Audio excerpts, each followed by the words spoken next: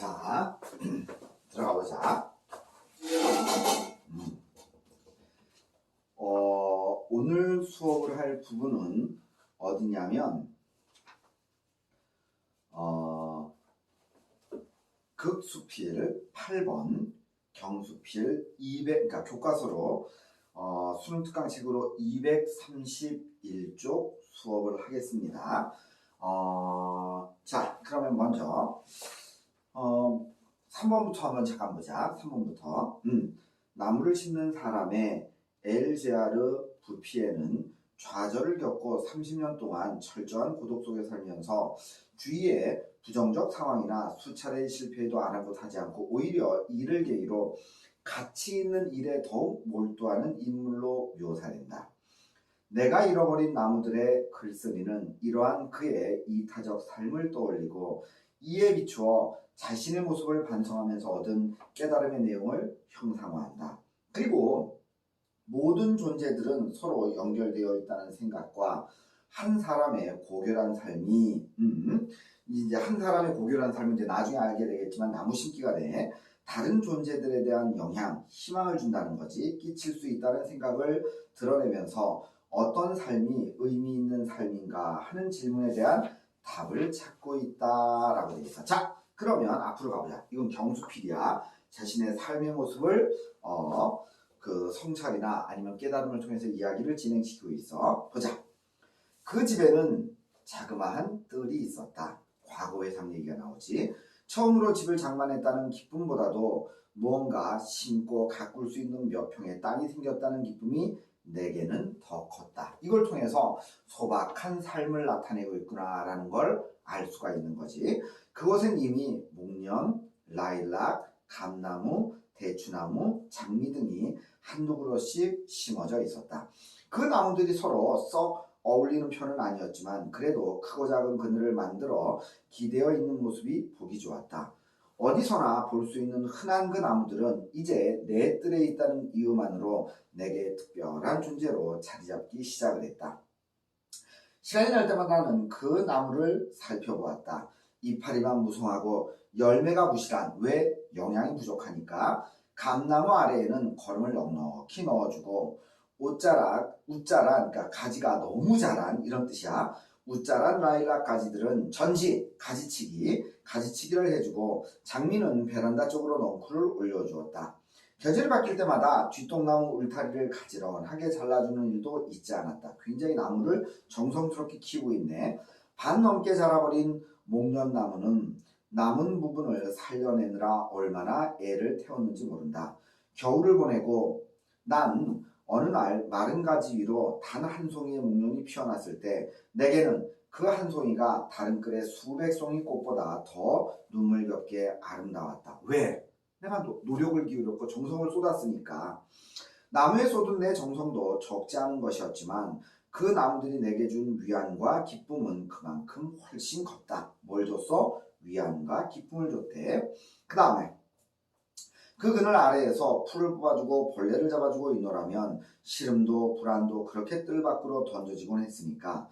한편으로 어디론가 자꾸만 달아나려는 내 마음을 그 뿌리들 속에 붙잡아 매려는 안간힘 같은 것이 있었는지도 모른다. 그러니까 방황했던 나의 마음이 나무를 가꾸는 과정 속에서 진정이 됐다는 거지. 그러니까 얘도 이제 뭐 여기저기 돌아다니려고 하는, 또는 이거 해봤다가 안 되면 저거 해봤다가 안 되면 이거 해봤다가 막 이런 굉장히 여러 가지 방황의 세월을 거쳤는데 그걸 잡아준 게 나무라는 얘기야. 그렇지 않았다면 또 그토록 나무 몇 그루의 애착을 넘어서 집착을 보였겠는가. 서리법이 있었지. 그러니까 당시 방황에 빠졌던 자신을 다잡기 위해서라도 거꾸로 나무를 키우는 일에 더욱더 매진했다는 거야.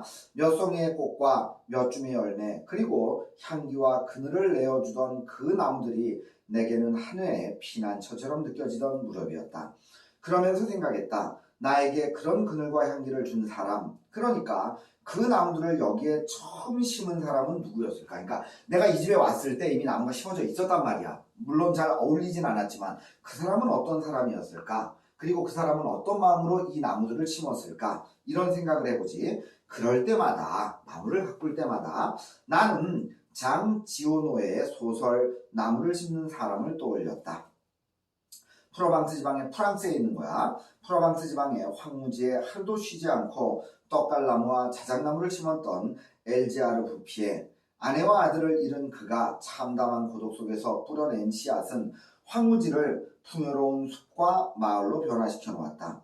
자신이 나무를 심고 씨를 뿌리는 땅이 누구의 소유인지는 그에게 그리 중요한 문제가 아니었다. 그러니까 소유냐 아니면 이익이냐 이런 관계가 아니라 자신의 신념에 따라 행동을 했다는 거야. 난 나무 심을 거야. 이게 비록 내 땅에 있는 나무가 아니어도 상관없어. 그냥 나무를 심을 거야. 이런 거. 다만 자신을 버텨내고 세계를 살릴 수 있는 방법, 다시 말해서 절망과 고독을 버티는 방법이자 이타적인 삶의 실천이 되는 거지. 그는 나무 심는 일을 선택했던 것이다. 이처럼 나무를 심는다는 것은 당장 자기가 무엇을 얻고 누리기 위해서가 아니라 먼 훗날에 다른 누군가를 위해서 하는 일이다. 나무를 가꾸는 동안의 수고로움 역시 그 아름다움이 굳이 자기의 것이 아니어도 좋다는 생각에서 비롯된 것이다. 이것도 마찬가지 이타적 생각인 거지. 사람이 나무보다 아름다워지는 때가 있다면 바로 그런 순간일 것이다. 그러나 나는 내가 덜 불행해지려고 나무를 가꿨던 것 같다. 그러니까 다른 사람들, 이 소설에 나오는 건 이타적이지만 나는 이타적인 건 아니었던 거야. 나는 내 스스로의 위안을 받기 위해서 나무를 가꾸었던 자기 자신의 삶을 우선은 반성을 해보는 거지. 난 아니었어. 나는 이 사람처럼 그렇게 이타적인 걸로 나무를 심은 건 아니었어. 나를 위안하고 나를 다잡아주고 그래서 했다는 얘기야. 마음에 잔뜩 품고 있는 독을 중화시키고 내 병을 대신 앓게 하려고 그 푸른 것들에 머물렀던 것만 같다. 엘제아르 부피에처럼 처음 나무를 심는 누군가를 생각하면서 나는 내 집착의 뿌리를 서서히 더듬기 시작을 했다. 자기중심적 태도, 내 이익을 위해서 나무를 심었던 그 자기중심적 태도에서 성찰과 반성을 했다는 얘기야. 그런데 뜰에 대한 집착을 스스로 버리기도 전에 우리 식구는 그 집을 떠나게 되고 말았다. 1년 남짓이나 살았을까? 갑자기 닥친 빚 때문에 집을 포기해야만 했을 때 나에게 가장 포기가 안 되는 것은 집보다도 그동안 정들어 키운 나무들이었다. 여전히 남아있는 집착이야. 여전히 남아있는 집착이 있어. 그 봄날 내 주머니에는 3만 원이 남아있을 따름이었다. 굉장히 어려웠던 거지. 그런데 무슨 결심이라도 한 사람처럼 나는 나가서 2만 5천 원 하는 살구나무 한 그루를 사가지고 돌아왔다. 자, 여기에서 얘기되는 건 뭐냐면 집의 소유와 관계없는 나무를 심으려고 했던 거야. 다시 말해서 이 소설에 나왔던 사람이랑 똑같은 행동을 했던 거지. 이타적인 행동을 했던 거지. 나는 살구나무가 아니라 2만 5천 원짜리 희망 한 그루를 내 뜰에 옮겨 심고 싶었으리라. 다시 말해서 절망적 상황을 극복하고 생의 의지를 확인하고 싶었던 거야. 그러니까 절망적 상황에 빠지니까 이타적 상황이 나오게 되는 거지. 그 다음에 나는 그제서야 엘제아르 부피에 이해하게 된 것이다. 남의 것이 되어버린 뜰에 나무를 심는 행위의 의미를 이제 드디어 이해를 하게 된 거지. 모든 걸 잃어버린다는 생각이 들 때 자신이 살아있다는 것을 어떤 식으로든 확인하지 않고는 견딜 수가 없을 때 사람은 스스로 포기하지 않기 위해 나무를 심는다는 것. 그럼 이건 아까 맨 처음에 얘기했던 자기 위안하고 또 연결되는 거겠지. 엘자르 부피에로 하여금 나무를 심게 한 것은 어떤 거창한 목표나 선견지명이 아니라 모든 것을 잃은 자의 절망과 고독이었던 것이다. 무슨 소리냐? 절망의 끝에서 이제 드디어 희망이 생기기 시작을 했다는 거야. 그리고 간절히 믿고 싶었다. 희망을 믿었다는 거지. 엘자르 부피에가 심은 떡갈나무가 그랬던 것처럼 이 살구나무 한 그루가 잘 커나가기를. 살구나무 묘목에는 벌써 흰 꽃망울들이 자잘하게 맺혀 있었다. 그러나 뿌리를 제대로 못 내려는지 꽃망울들은 활짝 펴보지도 못하고 땅에 우수수 떨어져 버리고 말았다. 우리 식구들은 결국 여름이 시작될 무렵 그 집을 떠나게 되었고 살구나무는 거기 남게 되었다. 이삿짐을 싣고 떠나기 전에 마지막으로 돌아본 살구나무의 모습이 아직도 눈에 선하다. 나도 모르게 눈에 그렁 고이던 눈물 돌아올 거라고 다시 돌아와서 얼마나 자랐는지 만져볼 거라고 중얼거리며 돌아 나서던 내 뒷모습을 그 나무는 보고 있었을까? 그 후로 마치 식구 하나를 남겨두고 온 것처럼 이따금 그 나무의 안부를 궁금해지고는 한다. 처음엔 과일나무에서 노란 상구를 보고도 마음이 울컥해서 한동안 그 앞에 머뭇거릴 때가 있었다. 아직도 집착이 조금은 남아 있었던 거지. 그러나 시간이 지나고 마음이 그 뜰에서 멀어질수록 살고나무 생각이 그리 고통스럽지만은 않았다. 이제는 그런 것들이 조금씩 집착이 사라진 거지. 지금쯤 꽃이 피었겠지.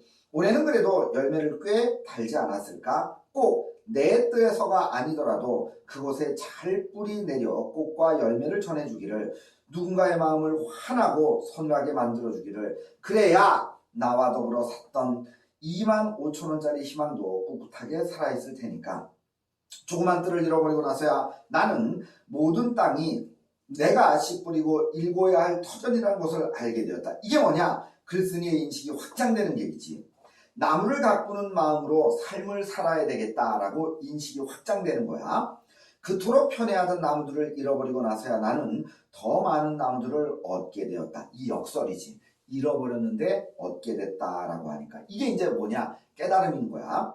이 세상, 이제 세상에 살아있는 모든 나무들이 내 나무인 것 같다. 아니, 죽어있는 나무들조차 나와 무관한 존재가 아니라는 생각이 든다. 산 나무와 죽은 나무의 향기, 그것은 나무 자체가 가지고 있는 향기이면서 동시에 나무를 심고 만지는 인간의 손끝에서 나오는 향기인 것이다. 이게 뭐냐? 나무를 심고 만지는 인간의 손끝에서 나오는 향기, 이게 뭐냐? 인간의 이타적 행위가 타인에게 미치는 선한 영향력에 대해서 얘기하는 거야. 내가 떠나온 집, 내가 잃어버린 나무들, 그러나 나는 그것들을 잃어버리지 않았다. 잃어버렸는데 잃어버리지 않았다. 이것도 마찬가지 역설이 되겠지. 그래서 소유에 대한 집착을 버렸음으로써 더 많은 가치를 얻게 됐다. 법정 스님의 무소유하고 연결되겠지. 역설적 개념으로. 그들은 나보다 더 오래 그 자리에 남아 햇볕을 향해 몸을 기울일 것이기에 오랫동안 사람들에게 행복과 즐거움을 줄 것이다 라고 믿는 거야. 그래서 나는 비록 내 나무는 아니지만 그걸 심음으로써 그 사람들에게 희망과 꿈을 주겠다. 이런 얘기지. 그래서 주제는 나무를 심음으로써 얻게 되는 이타적 행위의 가치에 대해서 얘기하는 거지. 처음에 시작할 때는 이게 수필이 앞부분에는 경험이 나왔어. 나무 심기에 대한 경험이지. 이 경험을 통해서 뭘 얻었느냐? 깨달음. 집착하지 말자. 그리고 다른 사람에게 배려하고 나누어 주자. 그렇게 함으로써 진정한 깨달음을 얻자라고 얘기하는 거지. 이 부분이 주제가 되는 거고, 여기에 뭐가 나오느냐? 유추가 나오는 거지. 유추. 이렇게 정리할 수 있습니다. 자, 우선 동영상을 볼 때 우선 지금 지금 끈 다음에 문제 풀고 다시 스타트하면 될 것 같아. 자, 이 손 끄고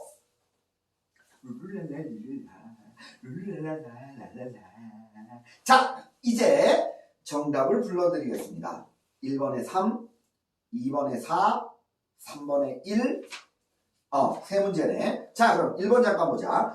A, E에 대한 설명으로 적절하지 않은 것은 3번 봐봐. C.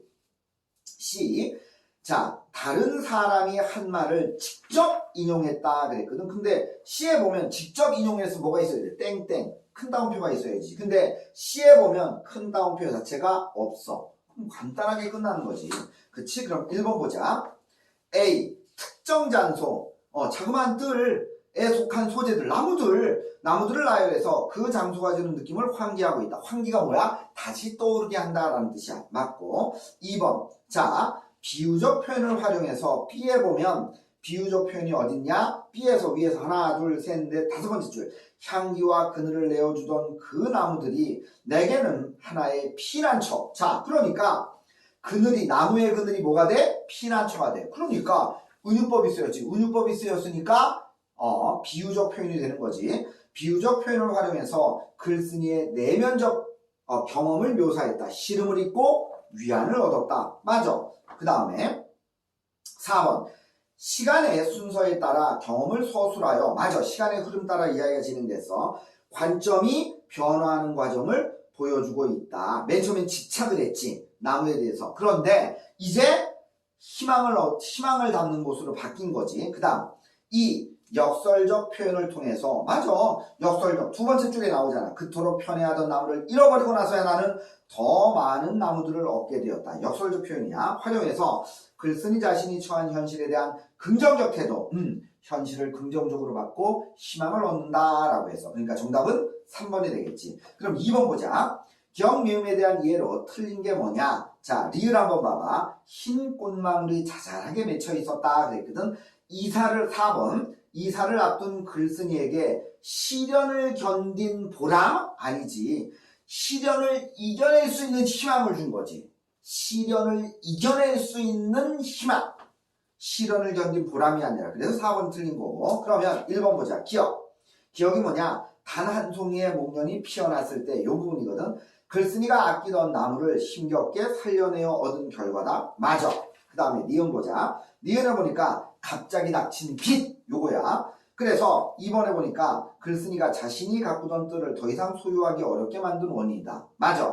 그 다음에 3번 디귿. 디귿이 뭐냐? 살구나무 한 그룹. 3만원 있었는데 2만 5천원 돈 주고 사온 거지. 희망을 갖기 위해서. 요게 집을 포기해야 되는 상황에서 글쓴이가 희망을 지켜내고자 마련한 대상이다. 맞아. 그 다음 미음. 그리고 미음 보자. 노란 살구. 글쓴이가 두고 온 나무를 상기하게, 다시 떠올리게, 그리고 그리움을 느끼게 하는 매개체다. 맞아. 그 다음에 3번 보자. 보기를 참고하여 윗글을 감상한 내용으로 틀린 게 뭐냐? 그래서 1번 봐봐. 글쓴이가 자그마한 뜰에서 나무들을 가꾸기 시작한 이유는 고결한 삶을 살았던 엘제아르 부피에의 행동을 본받기 위해서다. 아니야. 조그마한 뜰에서 나무를 가꾼 후에 이걸 느껴. 이게 어디에 나오냐면 이게 여기 있다. 시의 제일 첫 번째 줄에 있어. 그럴 때마다 나는 그러니까 위에 나무를 심고 그럴 때마다 나무를 가꿀 때마다 나는 장지아노의 소설 나무를 심는 사람들을 떠올린다 그랬거든. 그러니까 집을 마련했어. 그 다음에 나무를 가꿨어. 그런 일을 할 때마다 그럴 때마다 이 소설이 떠오른 거야. 그러니까 순서가 바뀐 거지. 그래서 1번이 틀린 거야. 2번 보자. 풍요로운 숲과 마을은 부정적 상황과 실패를 겪으면서도 엘자르 부피에가 주위에 끼친 선한 영향력의 결실을 드러낸 것이겠군. 오케이. 그 다음에 3번. 엘자르 부피에로 하여금 나무를 심게 한 것이 절망과 고독이라는 것은 좌절의 경험이 가치 있는 일을 시작하는, 그러니까 절망이 오히려 희망을 갖게 하는 출발점이 되었다는 거야. 괜찮아. 그 다음 4번. 글쓴이가 누군가의 마음을 환하고 서늘하게 만들어주기를 살구나무에게 바라던 것은 자신의 것에 집착하던 모습을 반성하고 이타적인 삶의 가치를 인식했기 때문이다. 맞지? 그 다음에 5번. 모든 땅이 내게 씨 뿌리고 일궈야 할 터전이라는 것은 자신과 연결된 존재들에게 긍정적인 영향을 주도록 힘쓰는 삶의 의미 있는 삶이라는 깨달음을 드러낸 것이다. 오케이. 그래서 정답은 1번이 됩니다. 자, 이제 갈래복합 들어갑니다. 234쪽. 자, 요것도 이제 문제가 6개가 나옵니다. 자, 6번 한번 보자. 그리고 문제도 6문제가 나와. 요거 이제 끝나면 이제 거의 다 끝난 거. 이제 100페이지 남았어. 시간과 공간은 인간이 6번 보기. 시간과 공간은 인간이 삶과 세계를 인식하는 기본적인 틀이다. 당연하지. 작가 또한 과거, 현재, 미래라는 시간의 축이나 이것과 저것, 그것 등에서 구별되는 공간의 축을 바탕으로 작품의 구도를 짠다.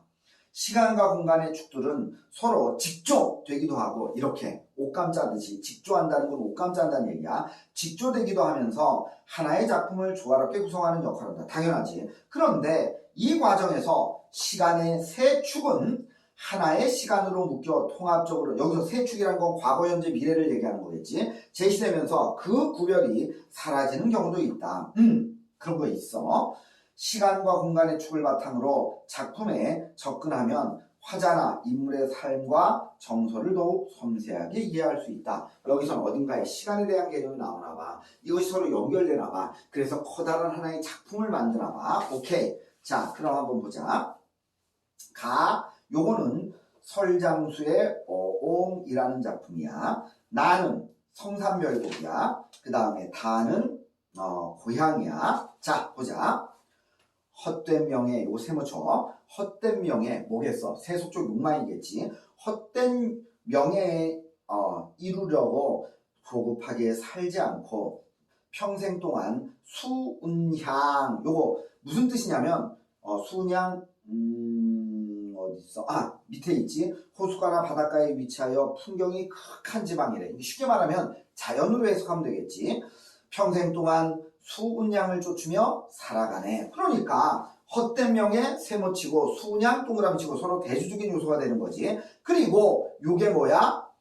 어옹의 의미가 되는 거지. 자, 그러면 어옹이 뭐냐? 어옹. 요거는 어구라는 뜻이야. 자, 우리 여러 번 얘기했었다. 어구는 무슨 의미를 갖고 있었다? 잔원 친화의 삶을 사는 걸 얘기해. 옹은 늙은이 옹자야.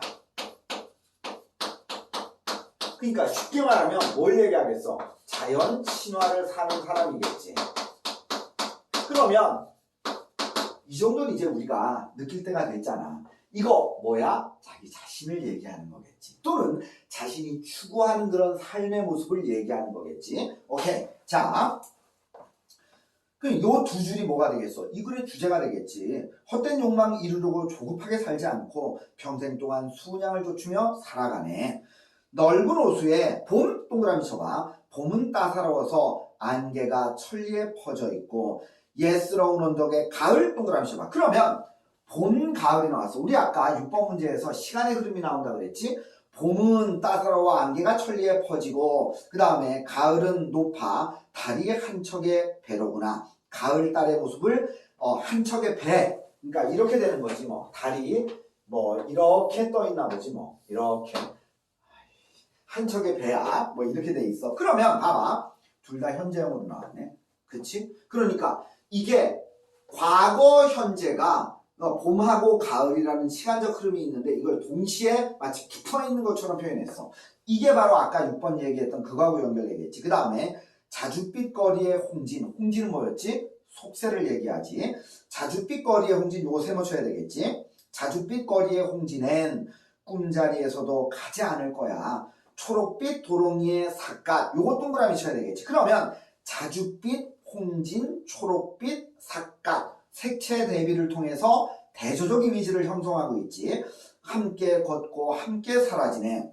뱃노래 한가락. 요거 동그라미 쳐봐. 뱃노래 한가락이 흥추에 젖었으니 어찌 인간 세상 옥당볕을 부러워하겠는가. 그럼 인간 세상의 옥당볕을 요거 세모치고 그럼 위에 있는 뱃노래 한가락하고 인간 세상 옥당벼슬이 대조적이야. 그럼 총 3개가 나온다. 첫째, 헛된 욕망, 수운양. 그 다음 둘째, 자줏빛 거리의 홍진, 초록빛 도롱이의 삿갓. 이게 두 번째. 그 다음 뱃노래 한가락, 인간 세상의 옥당벼슬. 당연히 주제는 뭐야? 자연친화. 이렇게 나오면 되겠지. 오케이. 자, 이제 두 번째 작품 전한다. 요거는 수능에 이미 출제가 됐습니다. 수능에 출제됐는데 얘가 25살에 지었어. 25살에 지었는데 아버지가 유배 갔단 말이야. 그래서 얘는 과거급제를 할 수가 없어. 공부는 되게 많이 했는데 과거급제를 할 수가 없어. 그래서 전남 성산으로 찾아간 거야. 여기에 누가 사느냐? 김성원이 살고 있어. 그럼 김성원은 누구냐? 처사춘 당숙이야. 근데 서원이 아저씨 있어? 그리고 찾아갔더니 하는 말이 지금 성산에 들어가셨는데요? 그래? 그리고 이제 따라 들어간 거야. 따라 들어갔더니만 너무 좋아. 그래서 그 성산의 아름다움을 쫙 표현하면서 자기의 시름, 공부를 해도 벼슬할 수 없는 자신의 시름을 여기에 쫙 풀어낸 거야. 이래서 성산별곡입니다. 뭐 여기에 관동별곡이라든가 삼위인곡이라든가 송미인곡이라든가 이런 작품보다는 아무래도 급이 떨어지는 건 사실이야. 왜? 젊었을 때 지었으니까. 그럼에도 불구하고 정철이 지었어. 굉장히 끝발 있는 작품이라고 보면 돼. 그렇게 길어요. 자, 보자. 어떤 지나가는 손님이, 이게 누구냐? 자기 자신이야. 손님은 누구냐? 정철 자기 자신이야. 손님. 요거는 정철을 얘기하는 것이고, 또 주인. 요건 누구를 얘기하는 거냐? 김성원. 그러면서 마지막에 뭐라고까지 얘기하느냐? 당신은 신선이야. 당신은 신선 같은 사람이야. 너무 멋있어. 너무 멋있어. 라고 막 추켜 세웁니다. 그러니까 이것도 자연 친화적 개념이 어느 정도 들어가겠지. 자, 보자. 어떤 지나가는 손님이 이 성산 어디냐? 전남 단양에 있는 창평의 산 이름이야. 성산에 머물면서 서하당 시경정 주인아 내 말을 좀 들어봐라 라고 얘기했으니까 대화체가 되는 거지. 청자는 누구야? 서하당 시경정의 주인. 그게 누구야? 김성원이야. 그러면 서하당 시경정은 뭐야? 이 사람이 여기다가 서당을 지어놓고 공부하는 곳이야. 자연 속에서. 그 다음에 자, 인간 세간에 좋은 일이 많지만 인간 세상살이에 좋은 일이 많은데 어찌하여 강산을 자연을 그러니까 강산 자연 대유법이 쓰인 거지. 강산을 갈수록 낮게 여겨서 좋게 여겨서 정막산중에 들고 아니 나오시는가. 정막산중이 어디야? 성산이겠지. 성산에 들어가서 나오지 않는 겁니까? 송은 소나무 뿌리입니다. 소나무 뿌리를 다시 쓸고 죽상, 평상이야. 대나무로 만든 평상. 죽상에 자리를 보아서 잠깐 올라앉아 어떤가 하고 다시 바라보니 천변에 떠있는 구름이 자 하늘 가장자리에 떠있는 구름이야. 사실 이게 누굴 얘기하느냐? 김성원의 비유적 표현이야. 천변에 떠있는 구름이 서석을 집을 삼아서 서석대가 뭐냐면 시경정 근처에 큰 돌이야.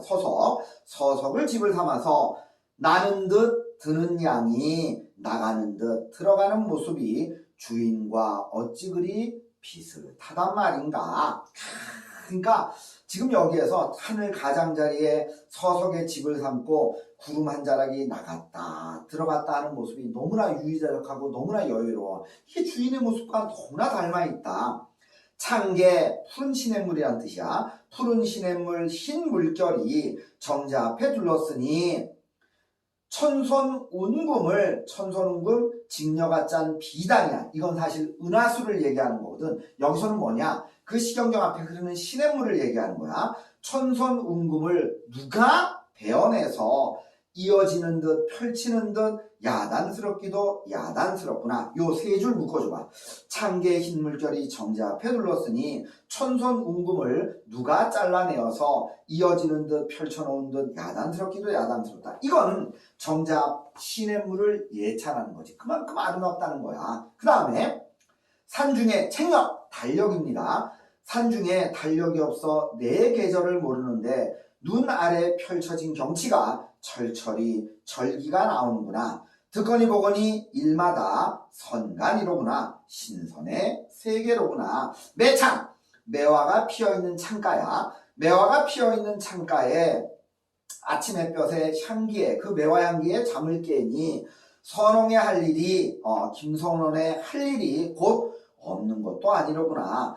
울타리 밑에 양지편에 오이씨를 뿌리고 김을 메고 도둔이 비온 김에 다루어내니 청문고사를 이제도 있다고 할 만하다. 진나라 때 소평이라는 사람이 있어서 이 사람이 벼슬 하다가 나라가 망했어. 그러니까 청문 근처에다가 오이를 심으면서 생활했다라는 거야. 청문고사가 여기에도 있다고 얘기하겠구나. 망해 집신을 조여 신고 죽장을 흩짚으니 대나무 지팡이를 흩짚으니 도화 핀 시냇길이 도화 복숭아꽃이야. 복숭아꽃이 핀 시냇길이 방초주에 이어져 있구나. 방초주 향기로운 풀이 우거진 모래사장으로 이어져 있구나. 닦고 닦은 맑은 거울 중에 절로 그린 석병풍 돌이 쫙 병풍처럼 둘러져 있고 그림자 벗을 삼아 서하당으로 함께 이어져 있으니 도원이 어디냐? 무릉도원이 어디냐? 나는 여기가 무릉인 것 같다. 여기까지가 봄 얘기야. 여기까지가 봄 얘기고. 자, 그 다음에 공산에 쌓인 잎을 삭풍. 겨울바람을 삭풍이라 그래. 그러면 앞부분에 중요한 앞부분에는 봄이고 이제 겨울이 드는 거지. 삭풍이 거두어 불어서 때구름을 거느리고 눈 이거 겨울을 상징하는 거지. 눈까지 몰아오니 그렇다면 봐봐. 여기 위에 보면 첫 번째 줄에 뭐라 그랬냐면 복숭아 핀 시냇길이 방초주에 이어져 있다라고 표현했고 방금 전에 읽은 거 떼구름 거느리고 눈까지 몰아오니 이것도 마찬가지야. 이것도 도하니까 봄이야. 눈을 몰아오니 이건 겨울이야. 그럼 시간의 흐름이 있단 말이야. 근데 둘 다 현재형으로 진술됐어. 그러니까 시간차를 없애고 통합시켰다. 아까 6번 문제하고 연결되는 거겠지. 떼구름을 거느리고 눈까지 몰아오니 천공 조물주야. 조물주의 호사로워서 옥으로 꽃을 지어서 옥으로 꽃을 지었다는 건 뭐야? 눈꽃을 지어내니 만수 천림을 꾸며봄내었구나. 수많은 나무들을 아주 그냥 예쁘게 꾸며냈구나. 앞 여울 덮어 얼어서 외나무 다리를 비켜있는데 막대를 맨 늙은 중이 어느 절로 간단 말인가. 산옹의 이 산옹은 누구야? 김선홍을 얘기하는 거야. 김선홍의 이 부귀스러운 삶이 자연친화의 삶을 얘기하는 거겠지. 부귀스러운 삶을 남에게 자랑하지 마라. 경력은 뭐냐? 눈 내린 산을 경력이라고 표현해. 경력을 숨은 색에 찾아올 사람이 있을까? 있겠느냐? 찾아올 사람은 없어. 있겠느냐? 서리법 쓰였지. 산중에 벗이 없어 서책을 쌓아두고 만고 옛날의 인물, 그러니까 영웅들이겠지. 영웅을 거슬러 생각해보니 헤아린다라는 건 생각한다라는 뜻이야. 헤아려두고 성현도 많거니와 호골도 많기도 많거나 하늘이 만들어졌을 때 하늘이 이 영웅호골을 만들 때 곧 무심하게 만들었겠는가마는 어찌하여 운수, 시우는 운수야. 운수가 한과 망이 있단 말인가. 모를 일도 많거니와 애달품도 그지없다. 왜? 어떤 사람은 흥하고 어떤 사람은 망하고 뭐 이렇게 되는 거지. 그러다 보니까 영웅호골들의 흥망을 보면서 애달품이 들어가는 거야. 그 다음에 모를 일도 많거니와 애달품도 끝이 없다. 기산의 늙은 허유 누구야? 이 사람은 은나라 때 황제를 시켜주겠다. 황제를 해라 라고 했는데 그거 싫다 라고 하면서 기산에 들어갔던 사람이야. 허유 귀는 어찌 씻었단 말인가. 이게 무슨 소리냐면 신하들이 찾아왔어. 옛날에 은나라는 왕이 죽기 전에 유서를 써. 아들한테 물려주는 게 아니라 자기 신하한테 물려주는 거야. 나 누구한테 물려줄래? 그때 왕이 누구를 선택을 했느냐? 허유를 선택했어. 그러니까 신하들이 찾아왔단 말이야. 허유 내가 당신이 이제 우리의 황제입니다 라고 했더니 더러운 소리 들었어. 그리고는 영천수에 가서 귀를 씻었다는 얘기. 그게 이제 여기 나온 거야. 어찌 귀를 씻었단 말인가. 박소리 핑계대고 지조가 가장 높다. 이게 무슨 소리냐? 허유가 뭐라고 핑계댔느냐? 야 얘들아, 나 있잖아. 나 표주박 하나 드는 것도 귀찮아하는 사람이야. 그럼 나한테 무슨 얼어 죽을 황제야. 나 그런 거 필요 없어. 그래서 박소리를 핑계대고 지조가 가장 높다라고 표현한 거야. 인심이 얼굴과 같아서 볼수록 새롭구나. 새사는 구름이라 험하기도 험하구나. 엊그제 빚은 술이 어느 만큼 익었단 말인가. 잡거니 밀거니 실컷 기울이니 뭐를 술잔을 마음의 진실은 조금은 풀리는구나. 자, 이건 중의적 표현이지. 하나는 자신의 처지. 과거 시험을 보지 못하는 자신의 처지고 또 하나는 영웅호골의 그 처지. 예를 들어서 삼국지에 나오는 유비관의 장비 호골들이 다 모여있는데 삼국을 통일하지 못했잖아. 그 다음에 이런 시름이 술을 먹으면서 조금 풀리는구나. 그러면 이 술이 뭐가 되지? 일시적인 내적 갈등을 해소시키는 거지. 검거주를 이어서 풍립송이라는 노래를 타잡구나. 손님인지 주인인지 다 잊어버렸어. 왜? 술 먹고 노래 들으면서 다 잊어버렸어. 공중에 떠있는 학이 이 골짜기의 진짜 신선이구나. 그러면 이 학이 누구냐? 김성원의 비유적 표현이야. 그 다음에 요대워라 어디냐? 달에 있는 신선의 세계를 얘기해. 요대워라의 행여 아니 만났느냐. 누구를? 신선을. 손님인지 손님이 정철이 주인더러 김성원더러 말하기를 당신이 진짜 신선인 것 같습니다 라고 얘기하는 거야. 그러니까 지금 정철이 성산에 가서 성산의 아름다움과 그리고 김성원의 신선다운 삶의 모습을 예찬하고 있다라고 할 수 있겠지. 그 다음에 세 번째 작품 수필이야. 이거 고향. 주제 끝났지 뭐. 그러면 고향에 대한 그리움이겠지. 고향에 대한 그리움 그럼 떠오르는 거 한자성 뭐가 있지? 수구 초심이 있지. 오케이. 그러면 한번 들어가 보자. 무릉도원 얘기를 전하는 도연명이가 복사꽃 지천으로 피는 마을에 복숭아 나무집 아들이었다는 있을 거라고 생각해 보는 것은 결코 부질없는 공상이 아니다. 이거 그냥 생각해 보는 거야. 실제 그런 게 아니라 그냥 생각해 보는 거야. 그러니까 이게 여기서 얘기하는 게 뭐냐? 어릴 적 경험이 낙원을 구상하는 데 있어서 굉장히 중요하다. 왜 하필이면 복숭아 나무냐, 복숭아 잎이냐? 왜? 아마도 그 사람이 어렸을 때 복숭아 나무가 있는 집에서 살았지 않았을까라고 그냥 추측해 보는 거지. 그런 의미에서 종달새도 뜨지 않고 꽃나무도 없는 삭막한 아파트 단지에서 자란 어린이가 뒷날 구성한 낙원을 상상해 본다는 것은 섬뜩할 일이다. 그렇지. 자연이 없는 인공 낙원이 편리할지는 몰라도 아무래도 마음의 고향은 되지 못할 것 같다. 이렇게 말하는 것도 사실은 내 자신이 시골 출신이기 때문일 것이다.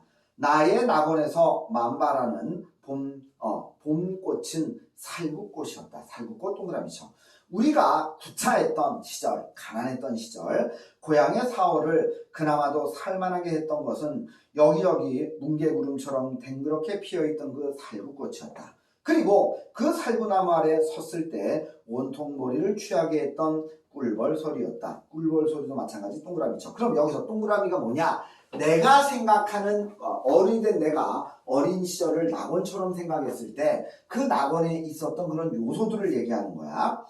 살구꽃이 없는 낙원은 내 자리가 마련되어 있지 않은 낙원처럼 벌써 낙원이 아니다. 내 낙원의 길가에는 푸른 나무들이 줄지어 서 있다. 그것은 플라타너스도 아니고 은행나무도 아니다. 현사시나무는 더더구나 아니다. 그것은 바람에 나무끼는 키 큰 미루나무이다. 미루나무 동그라미 치고 세 번째야.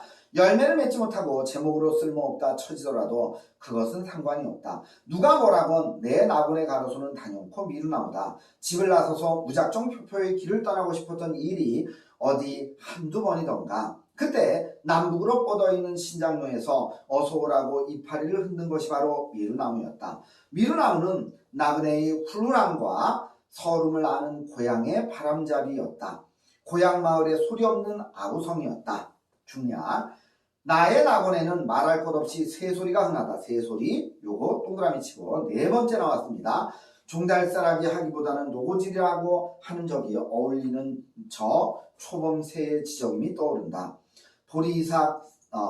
보리이삭 도단하면 종달새 간다지 떠나는 그날에도 보리필이 불어주마. 보리밭가에서 이런 노래를 불렀던 시절이 다시 올 리가 없다. 다시 돌아온다 하더라도 우리 편에서 받아들일지 의문이다. 왜? 험난한 세월이 안겨준 쓴맛, 가난의 시련이겠지. 쓴맛이 아직도 혀끝에 남아있지 않는가? 다시 말해서 난 너무 가난해. 그러니까 그 시절이 너무나 좋았어. 하지만 다시 돌아가라 라고 하기에는 글쎄 이렇게 되는 거지. 그러나 초봄의 노고지리와 초여름의 뻐꾸기 그들 없이 나의 낙원은 완결되지 못한다. 그리고 또 있다. 소리보다도 모양으로 우리들의 어린 시절을 장식했던 여름철의 황새와 가을날의 기러기 때 이들이 낙원을 떠난 지는 참으로 오래되었다. 나의 낙원에는 또 강 동그라미 모래톱 동그라미 그러니까 총 하나 둘 셋 넷 다섯 여섯 개가 나와.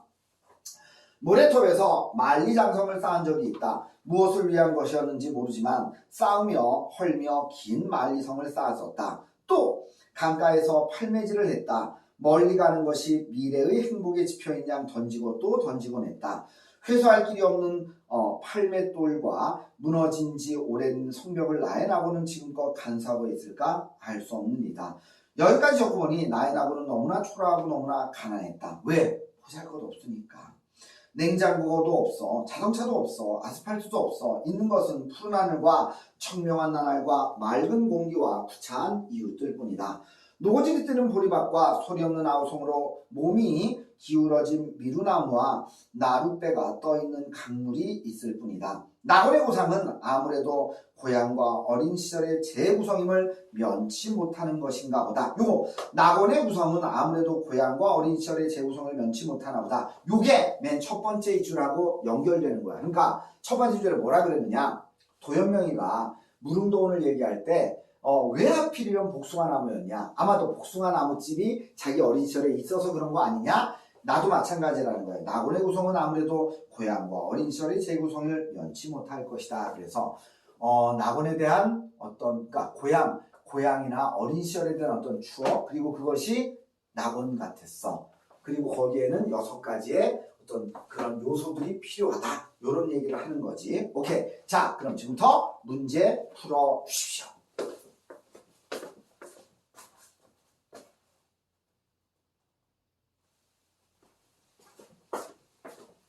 자, 이제 정답을 불러드리겠습니다. 1번에 3, 2번에 2, 3번에 4, 4번에 4, 5번에 3, 6번에 5. 자, 6개나 된다. 자, 보자. 자, 1번. 가와 나의 공통점으로 가장 적절한 거. 그래서 삶에서 만족감을 느끼는 작중 인물의 삶을 예찬하는 화자의 태도가 나온다라고 얘기했어.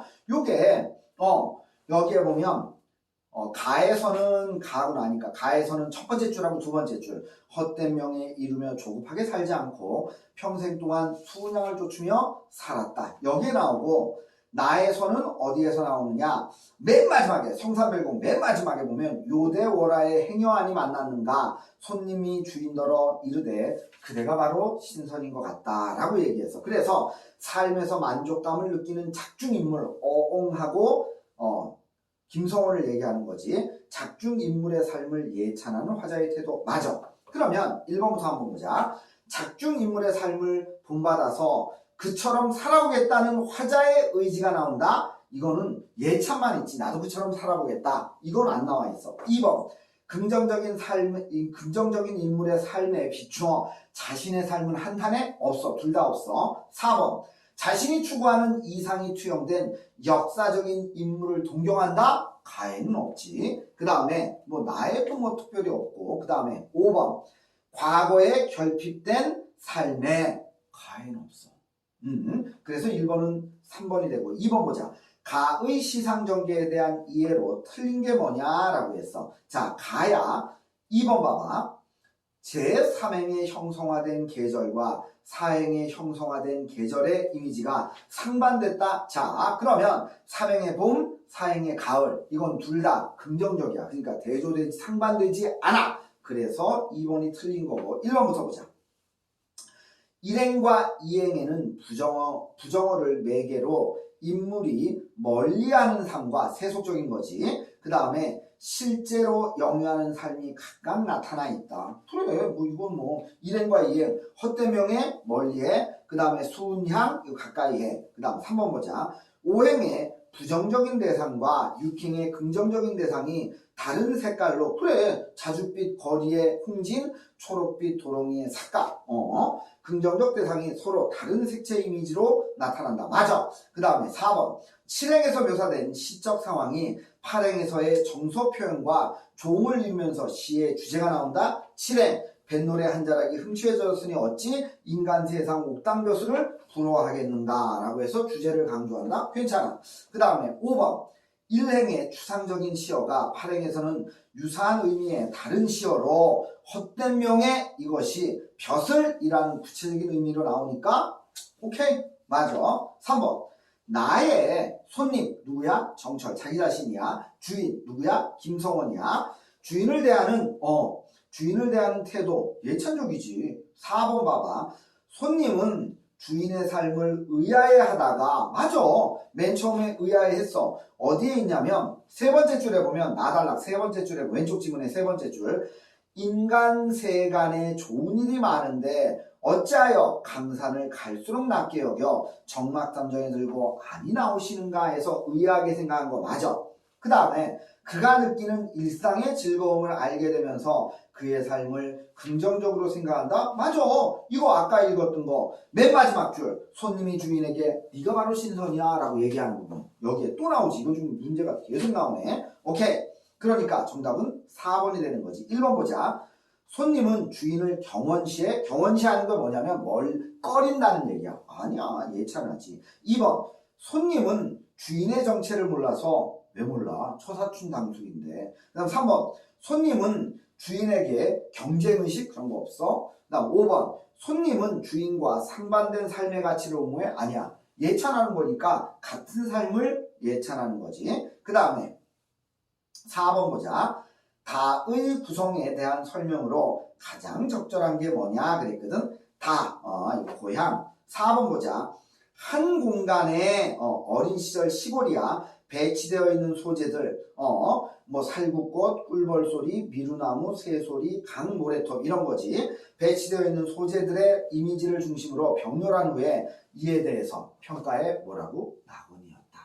오케이. 그럼 1번 보자. 동일한 체험에 대한 상반된 가치? 아니야. 상반된 가치 아니야. 2번 심적 갈등? 그런 거 없어. 그 다음에 3번 장소를 이동하는 순차적인 여정? 이것도 아니고 5번 두 사건의 비교를 통해 그 공동점을 찾아가는 단계적인 사고과정? 뭐 그런 것도 아니야. 사건을 비교한다? 이런 것도 없어. 자, 그 다음에 다음 페이지 5번 보자. 문맥을 고려했을 때 기억 미음을 이해한 내용으로 적절하지 않은 거 정답 3번입니다. 자, 디귿 한번 보자. 디귿. 디귿이 뭐냐? 마음에 맺힌 시름 조금은 풀리는구나. 요 3번 보자. 수많은 호골들의 흥망에 담긴 비밀을, 흥하고 망함에 담긴 비밀을 술을 마시면서 깨달았다? 아니야. 어떤 운명 때문에 어떤 사람은 흥하고 어떤 사람은 망했단 말인가 라고 우울한 생각이 있었는데 이걸 술 먹으면서 일정 정도 풀어낸 거지 비밀을 깨달은 거 그런 거 아니야. 그래서 3번이 틀린 거야. 1번 보자. 기억이 뭐냐? 눈 아래 펼쳐진 경치가 철철이 절로 나오니 그랬어. 자, 자연이 만든 경치를 통해 각 계절의 품치를 알 수 있다는 뜻으로 맞아. 산중에서 달력을 굳이 마련하지 않아도 되는 사정을 암시한다. 괜찮아. 2번 니은이 경력을 뭐라 그랬지? 눈 내린 산의 모습이라 그랬어. 경력을 숨은 세계 찾아올 사람이 있겠는가? 산홍이 누리는 즐거움이 타인으로부터 침해받을까봐 우려한다는 뜻으로 그렇지. 산홍이 누리는 삶에 대한 옹호가 나타난다. 오케이. 그 다음에 리을 보자. 리을. 종달새도 뜨지 않고 꽃나무도 없는 삭막한 아파트 단지에서 자란 어린이가 뒷날 부상할 낙원을 상상해본다는 것은 섬뜩하다라고 표현했거든. 글쓴이가 자연이 없는 낙원에 대한 거부감을 갖는다는 뜻으로 맞아. 모든 사람이 구상하는 낙원에는 어린 시절의 기억이 반영된다는 것을 전제로 한다. 괜찮아. 그 다음에 미음은 다시 돌려준다 하더라도 우리 편에서 받아들일지는 의문이다. 험난한 세월이 안겨준 쓴잔의 뒷맛이 아직도 혀끝에 남아있다. 왜? 가난하니까. 어린 시절의 삶을 아름답다고 여긴다고 해서 모든 사람들이 그때를 온전한 낙원으로 인식하지는 않는다는 뜻으로서 많은 사람들이 과거에 험난한 삶을 살았다는 점을 함축한다. 오케이. 그 다음에 자 6번 보자. 보기를 바탕으로 가나다를 이해한 내용으로 틀린 거 5번 봐봐. 나에서는 성산별곡이다. 주인이 현재 머무는 공간을 선간, 신선의 세계에 빗댐으로써 다에서는 글쓴이가 현재에 회상하는 과거의 공간을 낙원에 빗댐으로써 여기까지 맞아. 그곳을 어떤 결핍도 없는 아니지. 가난함이 있었잖아. 그러니까 결핍이 있었던 거지. 그러니까 5번이 틀린 거지. 그 다음에 1번 보자. 가에서는 어엉이 머무는 공간을 평생 동안이라는 시간의 지표와 직조함으로써 시간과 연결시킴으로써 평생 동안 하고 싶다는 거야. 그가 과거부터 현재까지 지속적으로 누리고 있는 삶의 깊이를 압축적으로 묘사했다. 오케이. 나에서는 동화 등으로 표상화된 봄과 눈으로 표상화되는 겨울의 풍경을 모두 현지형 시제로 진술함으로써 두 계절 간의 시간적 차이를 없애버리고 하나의 시간, 현재형으로 묶어서 통합적으로 제시하고 있다. 맞아. 3번. 다에서는 과거의 공간인 시골에서 어린 시절에 누린 자연 환경에 대한 기억을 가상적 낙원에 전이시킴으로써 그 공간을 구체적으로 형상화시켰다. 오케이. 4번. 가에서는 순양과 자줏빛거리를, 나에서는 인생세간과 정막산중을 대비하는 공간적 구도를 통해서 화자가 목도하고 있는 인생의 평화로운 삶이 지닌 가치를 각각 부각하고 있군. 오케이, 괜찮아. 자, 그러면 이제 239쪽 갈래복합 2 윤선도의 견해요 들어가겠습니다.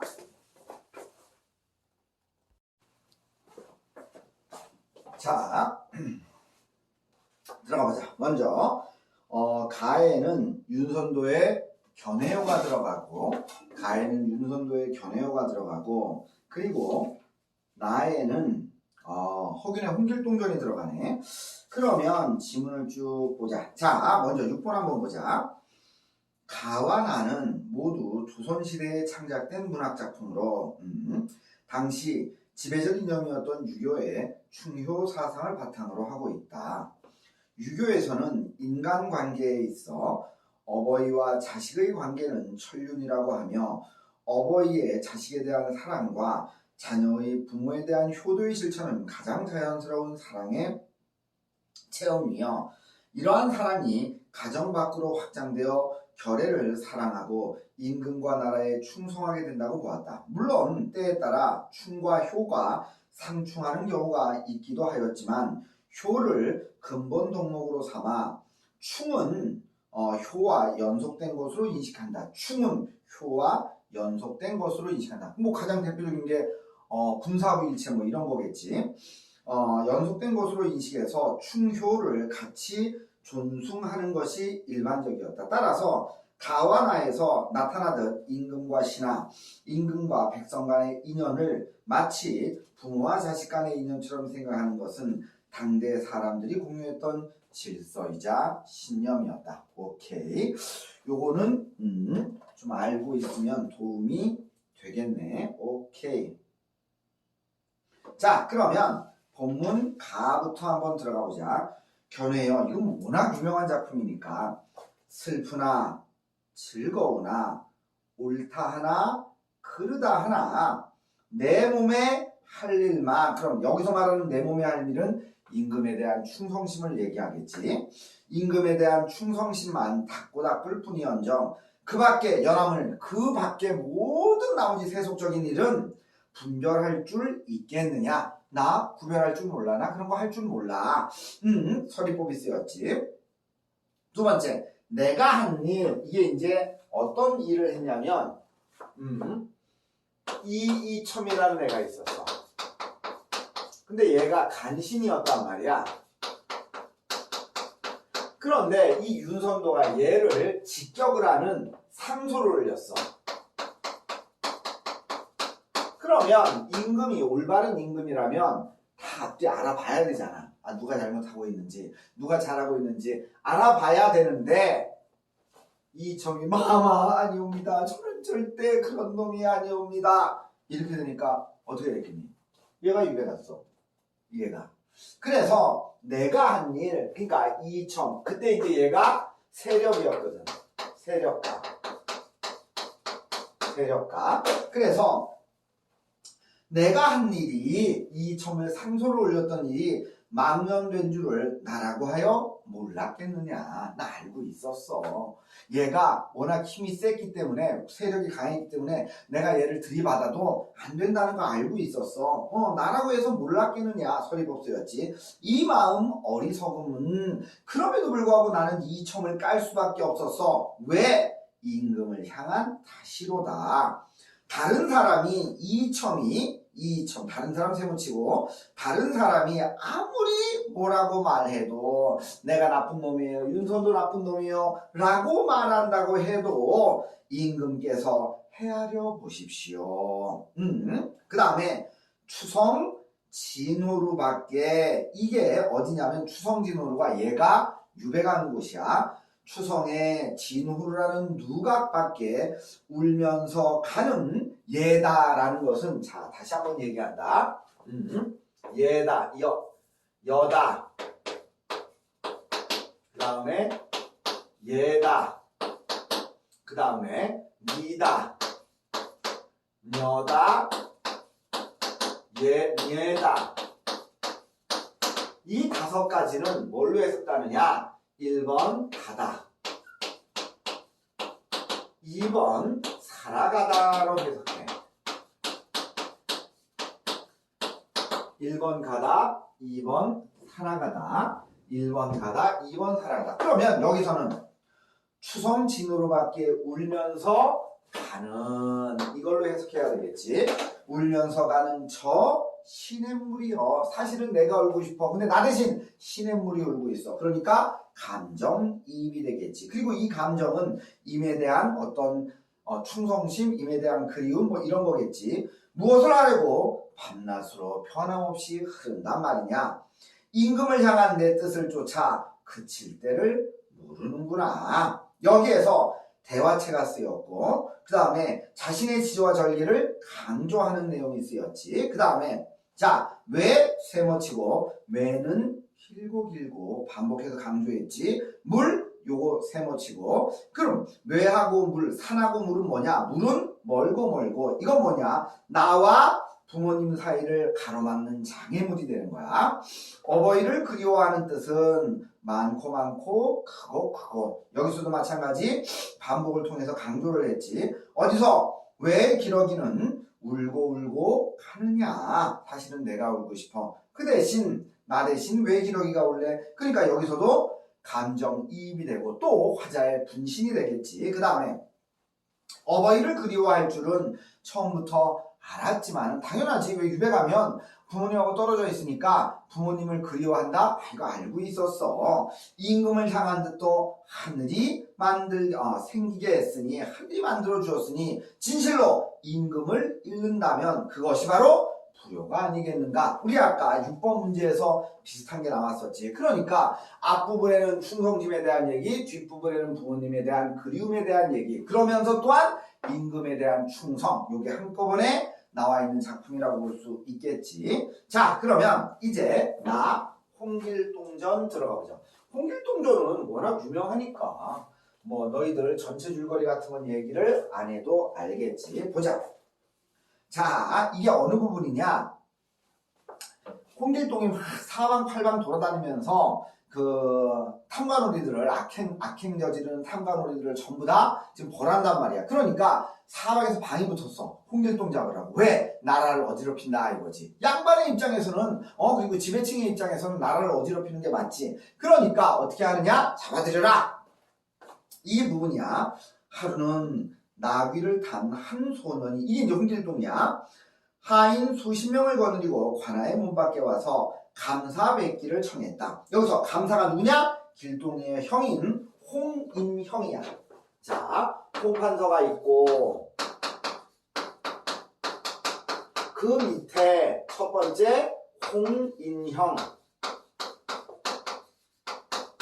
두 번째가 홍길동 이렇게 있는 거야. 물론 엄마는 다르다. 얘는 정실 부인에게서 얻은 자식이야. 그러니까 정실. 얘는 첩이지.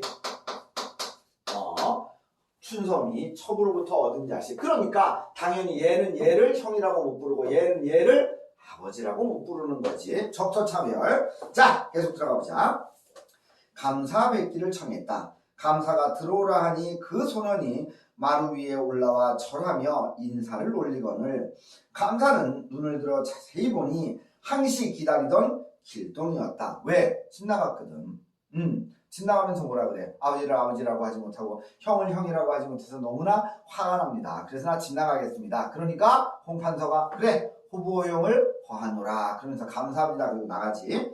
길동이가 다시 찾아왔어. 크게 놀라고 기뻐 좌우를 물리치고 그 손을 잡고 목이 메어 눈물을 흘리며 말했다. 길동아, 네 한 번 집을 나간 후로 살았는지 죽었는지 알지 못하여 아버님께서 병이 깊으셨거늘 너는 갈수록 불효를 끼칠 뿐만 아니라 과려봐. 너는 갈수록 불효를 끼칠 뿐만 아니라 나라에 큰 근심이 되니 너 무슨 마음으로 불충불효를 행하며, 이게 첫 번째 죄야. 불충불효 밑줄 치고 죄 1이라고 적어줘. 첫 번째 죄 불충불효야. 또한 도적이 되어 세상에 비할 바 없는 죄를 짓는 것이냐. 요게 두 번째. 그러니까 첫 번째는 불충불효, 두 번째 죄는 도적이 돼서 세상에 비교할 수 없는 죄를 저질렀다 이거지. 자, 여기까지 바로 닫고, 요게 뭐냐? 유교적인 충효 사상하고 연결되는 거겠지.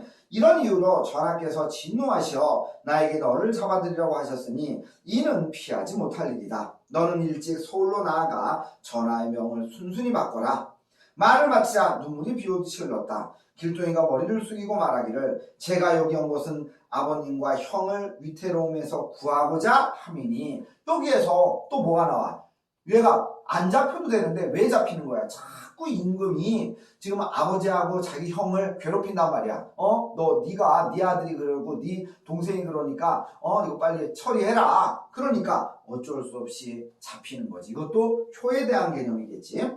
어찌 다른 말이 있겠습니까? 대저. 얘가 이제 잡히는 이유야. 대감께서, 자 봐라, 아버님이라고 하지 못해. 대감이라고 해. 왜? 적서 차별제도 때문에 그래. 대감께서 당초에 천안길동을 위해 아버지를 아버지라고 하고 형을 형이라 부르도록 하셨던들 어찌 이 지경에 이르렀겠습니까? 이게 이제 갈등의 이유야. 근데 나 이 부분 읽으면서 좀 이상했어. 내가 알고 있기로는 얘가 집 나갈 때 홍판서가 분명히 호부호용을 한다라고 하는 기억을 하고 있거든. 근데 여기 이 책에서는 안 했나 봐. 아니 아버지를 아버지라고 부르고 형을 형이라고 부른다면 어떻게 이렇게까지 되겠습니까? 이거 내 잘못 아닙니다. 이 사회의 잘못이고 아버지가 잘못한 거예요. 지난 일을 말해봤자 쓸데없거니와 이제 아우를 결박하여 서울로 올려보내소서 하고는 다시 말이 없었다. 감사가 이 말을 듣고 슬퍼하면서도 장계를 지어서, 장계는 이제 보고서다. 보고서를 지어 길동의 목에 칼을 씌우고 발에 족쇄를 채워 수레에 싣고는 건장한 장교 10여 명을 뽑아 죄인을 호송하게 했다. 밤낮으로 쉬지 않고 부지런히 가게 하니 각 읍 백성들이 길동의 저주를 들었는지라 잡혀온다는 말을 듣고 길을 메울 정도로 나와 구경을 했다. 이때 팔도에서 다 길동을 잡아 올리니 도술로 팔도에 모두 길동이가 있는 것처럼 만든 거야. 도술을 부려가지고 조정과 장안의 백성들을 당황하여 어찌할 줄 모르고 누가 길동인지 아는 사람이 없었다. 임금께서 놀라 신하들을 모두 모으고 친히 신문하고자 하셨다. 8길동을 잡아 올리니 저희끼리 서로 다투며 아뢰기를 네가 진짜 길동이요 나는 아니라 하며 싸우니 누가 진짜 길동인지 분간할 수가 없었다. 임금께서 괴이하게 여겨 즉시 홍아무개, 홍길동 아버지 홍판서 홍아무개를 불러 말씀하셨다. 아들 알아보는 데는 아버지만한 사람이 없다 하니 저 8 중에서 경의 아들을 찾아내거라.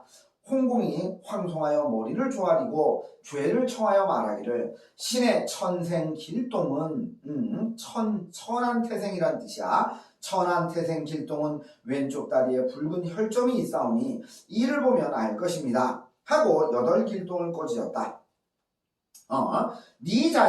너가 지척에 임금이 계시고 아래에 아비가 있는데도 이렇게 천고에 없는 죄를 지으니 죽기를 아까워하지 말거라. 이것도 마찬가지 홍판서도 유교 사상을 중심으로 하는 사람인 거지. 그러니까 지금 임금이 있고 아버지가 있는데 네가 지금 이런 짓을 해? 너 죽어도 후회하지 마라. 이러고 있는 거야.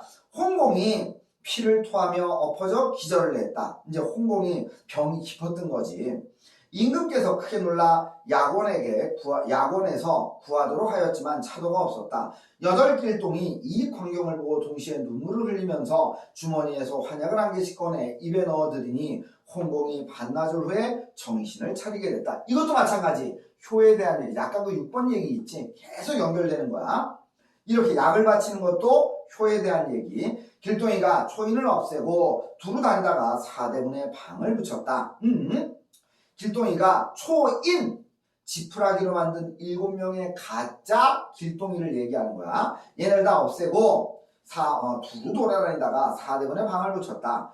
요상한 신하 홍길동은 아무리 해도 잡지 못할 것이지만 병조판서로 임명하신다면 잡힐 것입니다. 이게 뭐야? 길동이가 이루고자 하는 목표지. 신분상승이야. 첫째는 신분상승의 욕구를 반영한 거고 둘째는 현실비판. 왜 적소를 차별해? 이런 거지. 현실비판의 그 의미가 나오는 거지. 임금께서 그 방문을 보시고 조정 신하들을 모아 의논하셨다. 신하들이 말했다. 이제 그 도적을 홍길동을 얘기하는 거지. 잡으려 하다가 잡지 못하고 도리어 병조판서에 제수하는 자리를 내주는 것은 아니 되옵니다. 임금은 그 말이 옳다고 여겨 다만 경상감사, 길동의 형 인형을 얘기하는 거야. 홍인형.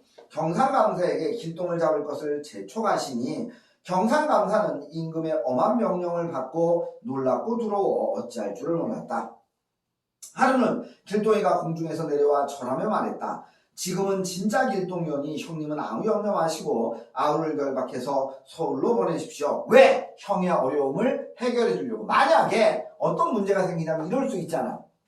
야, 너 혹시 일부러 안 잡는 거 아니야? 네 동생이니까 너 이러다가 벌 받는다. 이렇게 될까봐. 이렇게 될까봐 겁이 나가지고 일부러 지금 잡혀주는 거야. 감사가 이 말을 듣고 손을 잡고 눈물을 흘리며 말했다. 이처럼 나이야. 너와 나와 형제인데 길동을 이제 가족으로 인정하는 거지. 아버지와 형의 교훈을 듣지 않고 온 나라를 소란케 하니 어찌 애달프지 않겠는가. 자, 임금과 아버지의 말에 복종해서 나라를 혼란스럽게 만들지 말거라 라고 얘기하는 거야. 이게 아버지와 형의 교훈이야. 아버지와 형의 교훈, 임금과 아버지 말을 들어라. 그래가지고 제발 말썽 부리지 마.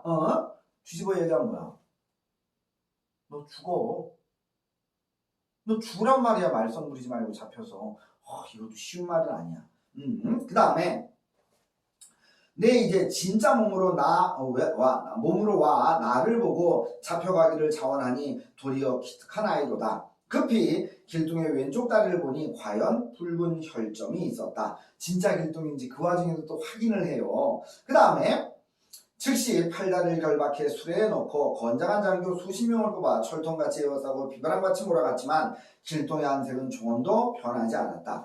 여러 날 만에 서울에 다다랐다. 대궐문에 이르러 길동이가 한번 몸을 흔들어 움직이니 굵은 쇠줄이 끊어졌다. 이제 이것도 마찬가지. 길동의 비범함을 나타내는 거죠. 몸 한 번 이렇게 훑으니까 쇠줄이 다 끊어져. 수레를 깨고 길동이가 공중에 올라 표연히 구름과 안개에 묻혀 사라지니 장교와 군사들이 어이가 없어 공중만 바라보며 다만 넋을 따름이었다. 어찌할 수 없어 이 일을 임금께 아뢰니 임금께서 듣고 말씀하셨다. 천고에 이런 일이 어디에 있단 말이냐. 임금께서 크게 근심하시니 신하들 중 한 사람이 아뢰었다. 길동이가 자신의 소원인 병조 판서를 한 번 하면 조선을 떠나겠다고 하옵니다. 한번 소원을 풀면 저 스스로 감사할 것이니 이때를 든타 잡는 것이 좋을까 하옵니다. 임금께서 이 말을 옳다고 여기시어 즉시 홍길동을 병조 판서에 제소하시고 사대문에 방을 붙였다. 이때 길동이가 이 말을 듣고 즉시 사모관대에 무속불로 장식한 띠를 두르고는 높은 수레를 타고 큰 길로 버젓이 들어오면서 외치기를 지금 홍판서가 임금께 인사하러 온다. 여기서 홍판서가 누구야? 홍길동을 얘기하는 거지. 왜? 이제 너 제소하겠다라고 얘기했으니까, 벼슬 주겠다고 얘기했으니까 하니까 병조의 하급 관리들이 맞아 호위하며 궐 안으로 들어갔다. 신하들이 모두 모여 의논하기를 길동이가 오늘 사은하고 나올 것이니 칼과 도끼로 무장한 군사를 매복하였다가 나오거든 지체 없이 쳐서 죽이자 하고 약속을 정했다. 길동은 궐 안으로 들어가 임금께 절하고 아뢰었다. 소신의 제약이 지증하거늘 그러니까 얘는 탐관오리를 없앤 것 뿐인데 그럼에도 불구하고 죄를 지었다라고 얘기하는 거든. 이건 뭐냐? 당대 사회제도와 타협을 하는 거지.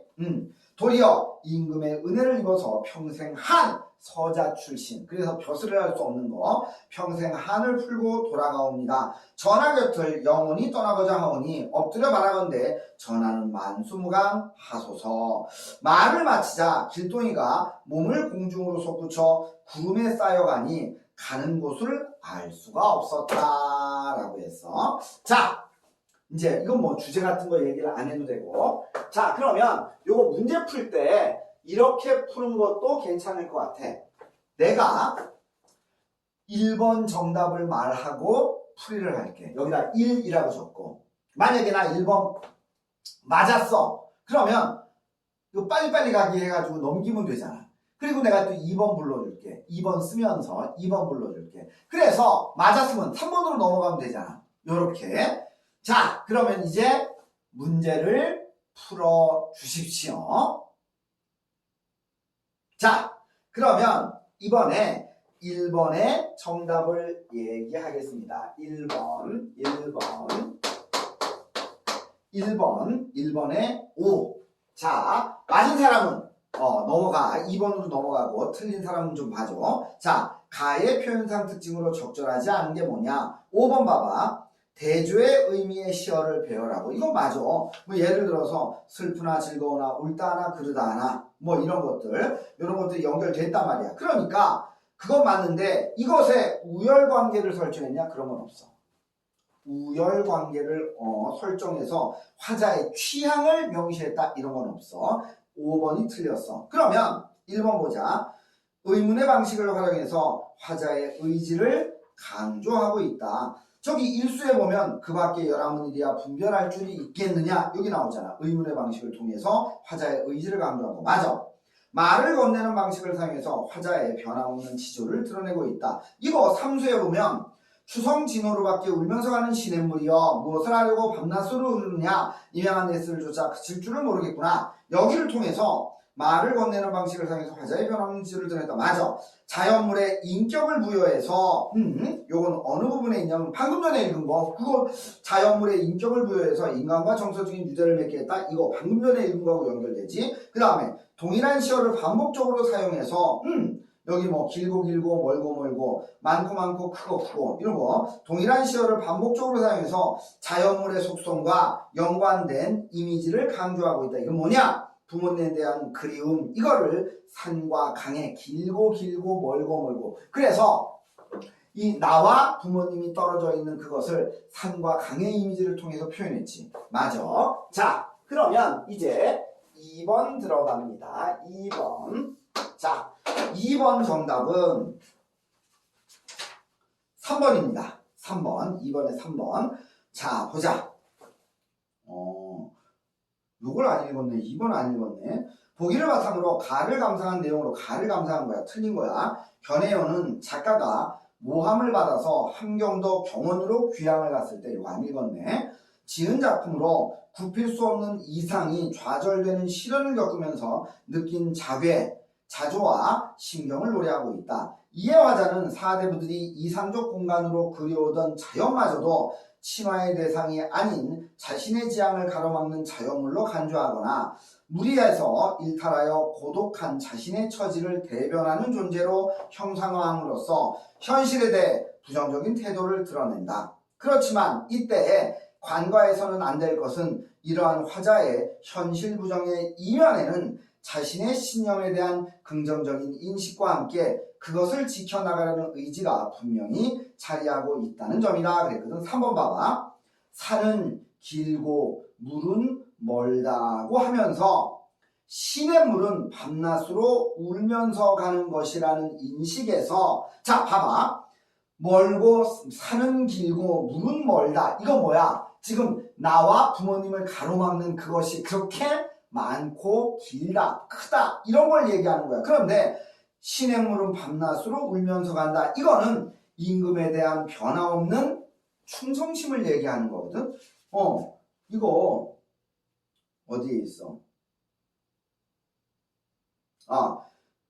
추성진호루에 울면서 가는 이거 삼수에 나오는 거야. 울면서 가는 저 시냇물아 무엇을 하려고 그렇게 밤낮으로 우느냐. 임양한 내 뜻을 쫓아 그칠 줄 모르겠다. 요거는 임금에 대한 충성심에 대한 얘기고 앞에 산은 길고 물은 멀고 이거는 부모님과의 내가 심리적으로 이렇게 멀리 있다라는 걸 강조하는 거예요. 그래서 같은 개념이 아니야 라는 인식에서 화자는 자연을 자신의 지향을 가로막는 장애물 지향을 가로막다기보다는 부모님과 나와의 가로막은 장애물로 보는 게 더 맞겠지. 그래서 3번이 틀린 거야. 자, 그 밖에 1번 봐봐. 그 밖에 연함은 일은 접어두고 내 몸에 할 일은 충성심이지. 닦을 뿐이라는 다짐에서 화자의 현실 부정 이 첨이 나라를 망치는 거 현실 부정의 이면에 자리하고 있는 자기 신념을 지켜나가려는 의지를 확인할 수 있다. 맞아. 2번 화자가 자신에 대해서 내가 한 일이 망령된 줄을 안다고 한 것과 이 마음 어리석다라고 고백하는 것은 화자 스스로 느끼는 자괴감, 자조의 심정에서 비롯되었다. 맞아. 나쁜 줄 알아. 그런데 잘못됐기 때문에 고쳐야 돼. 그러니까 상소를 했어. 근데 문제는 뭐냐? 그렇게 함으로써 내가 망가질 수 있어. 그럼 내가 뭘 해야 될까 고민을 한다 이거지. 그럼 그걸 스스로도 뭐라 그래? 어리석다라고 표현해. 원래 그 정당하게 해야 되는 거잖아. 근데 이 사회가 잘못되다 보니까 옳은 사람이 옳은 일을 했는데 그걸 어리석다라고 표현하니까 뭐가 있어? 자괴감이 들 수밖에 없는 거지. 맞아. 4번. 짝을 잃은 외기러기가 울고 가는 모습은 무리에서 일탈하여 고독한 존재가 된 화자의 처지를 대변하기 위해 문학적으로 형상화한 것이다. 여기에서 이제 가족이 무리라면 가족과 떨어져 있으니까 무리에서 일탈했다, 이탈했다, 맞겠지. 5번. 다른 사람 아무리 말해도 님이 헤아려 보라고 하는 것에서 다른 사람에 대한 화자의 불신과 현실에 대한 부정적인 태도를 엿볼 수 있다. 맞지? 여기서 말하는 다른 사람 누구? 이 첨을 얘기하겠지. 자, 이제 3번 들어갑니다. 3번. 그러면 뚝뚝뚝뚝 10초씩 이렇게 빠르게 하는 거 있잖아. 요거 눌러가지고 요렇게 생긴 거. 요거 눌러가지고 이렇게인가? 이렇게인가? 하여튼 이거 눌러가지고 툭툭툭툭 몇 번 눌러보면 이제 3번 나갔나? 이거 알 수가 있지. 3번의 정답 3번. 자, 한번 보자.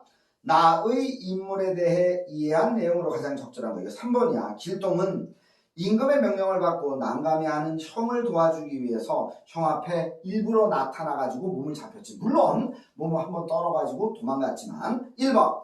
감사는 형이야. 아우인 길동에게는 잘못이 없다고 판단하면서도 아니 잘못이 없다가 아닙니다. 이거 어디에 있냐면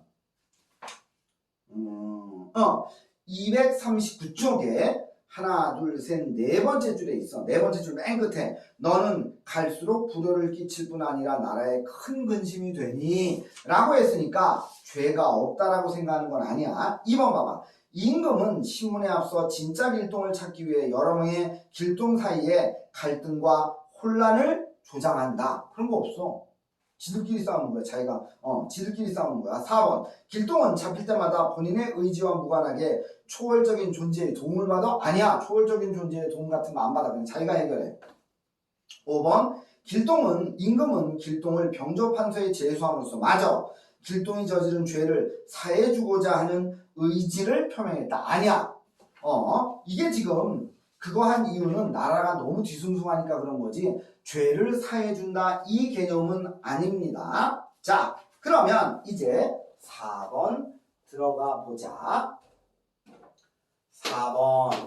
4번의 정답은 4번입니다. A와 B를 이해한 내용으로 적절하지 않은 거 틀린 걸 골라라 라고 했어. A는 뭐냐? A는 임양한 내 뜻을 조차 그칠 줄을 모르겠다. 나는 절대 변함이 없어. 계속 그렇게 할 거야. 그 다음에 B는 소인의 죄악이 지중하고는 도리어 임금의 은혜를 입어 평생 한을 풀고 돌아가옵니다. 전하 곁을 영원히 떠나가자 하니 엎드려 바라건대 전하는 만수무강을 하십시오 라고 얘기를 했어. 자, 그러면 4번 한번 봐봐. A와 B에서는 모두 상대방에 대한 원망이 드러난다. A에서도 없고 B에서도 뭐 없지. 둘 다 틀렸지. 그러면 1번 보자. A에는 불변과 지속의 의미가 담겨 있다. 맞지.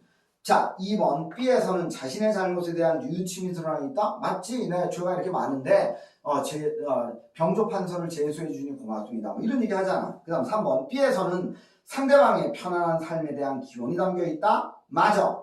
5번 A와 달리 B에서는 상대방과 결별하려는 마음이 있다? 맞지? 그러니까 정답은 4번이야. 자, 이제 5번 들어갑니다.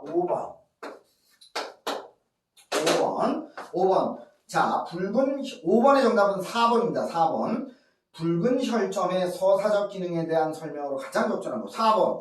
인물 간의 관계! 부자지간이야. 부자지간. 인물 간의 관계 속에서 특정 인물, 이게 누구야? 홍길동이야. 특정 인물의 정체를 확인할 수 있는 거 맞지? 정답은 4번이지. 1번 보자. 인물이 발휘하는 비범한 능력의 근원이야? 혈점이? 아니야. 2번. 주인공이 위기를 극복하게 하는 결정적 요소야? 아니야. 3번. 인물 사이에 의욕이 확대돼? 아니야. 오히려 인물 사이에 내가 진짜야? 아니야. 내가 진짜야? 이러던 거를 오히려 종식시켜주는 거지. 5번. 현실에서 보기 드는 신체적 특징으로 무슨 붉은 혈점이 그렇게까지야. 인물의 신성한 존재다? 그건 아니야. 그냥 길동이가 누구다라는 걸 알려주는 거지. 자, 이제 6번 들어갑니다. 6번의 정답은 5번이야. 보자. 보기를 바탕으로 나를 감상한 내용으로 틀린 게 뭐냐. 5번 봐봐. 가에서 임금을 잊으면 그것도 불효라고 여기는 것과 나에서 홍공이 아버지지 지척에 임금이 계시고 아래에 아비가 있음을 강조한 것은 충과 효가 서로 부딪혀? 상충해? 아니야. 그래서 5번이 틀린 거야. 1번 보자. 가에서 임금 향한 뜻도 하늘이 생기게 했다라는 발상은 부모와 자식 간의 인연처럼 임금과 신하 간의 인연도 천륜이라고 생각하는 밀배에서 나온 것이다. 맞아. 2번. 나에서 죽기를 아까워하지 말라고 하며 홍공이 길동을 심하게 꾸짖었음에도 8길동이 기절한 홍공에게 환약을 먹이는 것은 자식이 부모에게 효를 실천하는 모습으로 볼 수 있다. 오케이. 그 다음에 3번. 나에서 아버지와 형의 교훈을 듣지 않고 온 나라를 소란케 하는 것을 감사가 애달프게 생각하는 것은 충효를 같이 존중하고 숭고하게 하는 당대 사람들의 인식이 반영된 것이다. 맞아. 그 다음에 4번. 가에서 어버이를 그리워하는 뜻이라든지 나에서 길동이가 아버지를 위태로움에서 구하고자 형을 찾아온 행위는 어버이에게 효도하고자 하는 마음에 의해 나타난 것이라고 할 수 있다. 맞습니다. 자, 그러면 이제 다음 거 갈래복합 3 들어가겠습니다. 하나 하는데 한 30분 정도 걸리네. 자, 그러면 또 하나 해보자. 자, 요것도 지문을 한번 보자. 5번 한번 봐봐. 기는 숲에 대한 종류입니다. 대상을 관찰하고 기록을 해서 영원히 기억하고자 하는 것을 목적으로 하는 한문의 양식이다. 한문 양식이야. 기가 다루는 대상은 특정 인물, 사건, 물품이나 풍경 등 매우 잡다하다. 기의 문체적인 특징을 다룬 한문 양식과 비교하여 다음과 같이 말하기도 한다.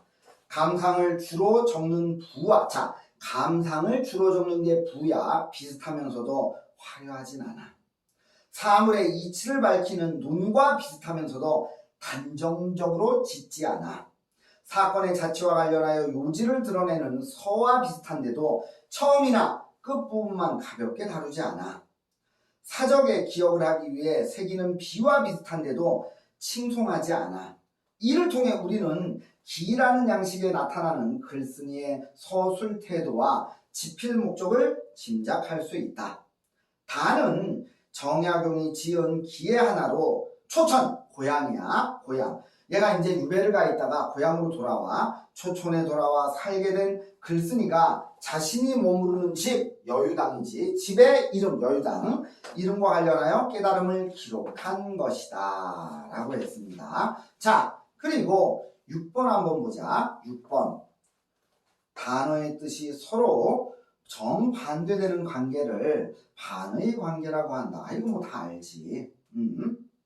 반의 관계라고 해. 이때 한 쌍의 말 사이에 서로 공통되는 의미 요소가 있으면서 서로 공통되는 의미 요소가 있으면서 동시에 서로 다른 다 공통동인데 하나만 달라야 돼.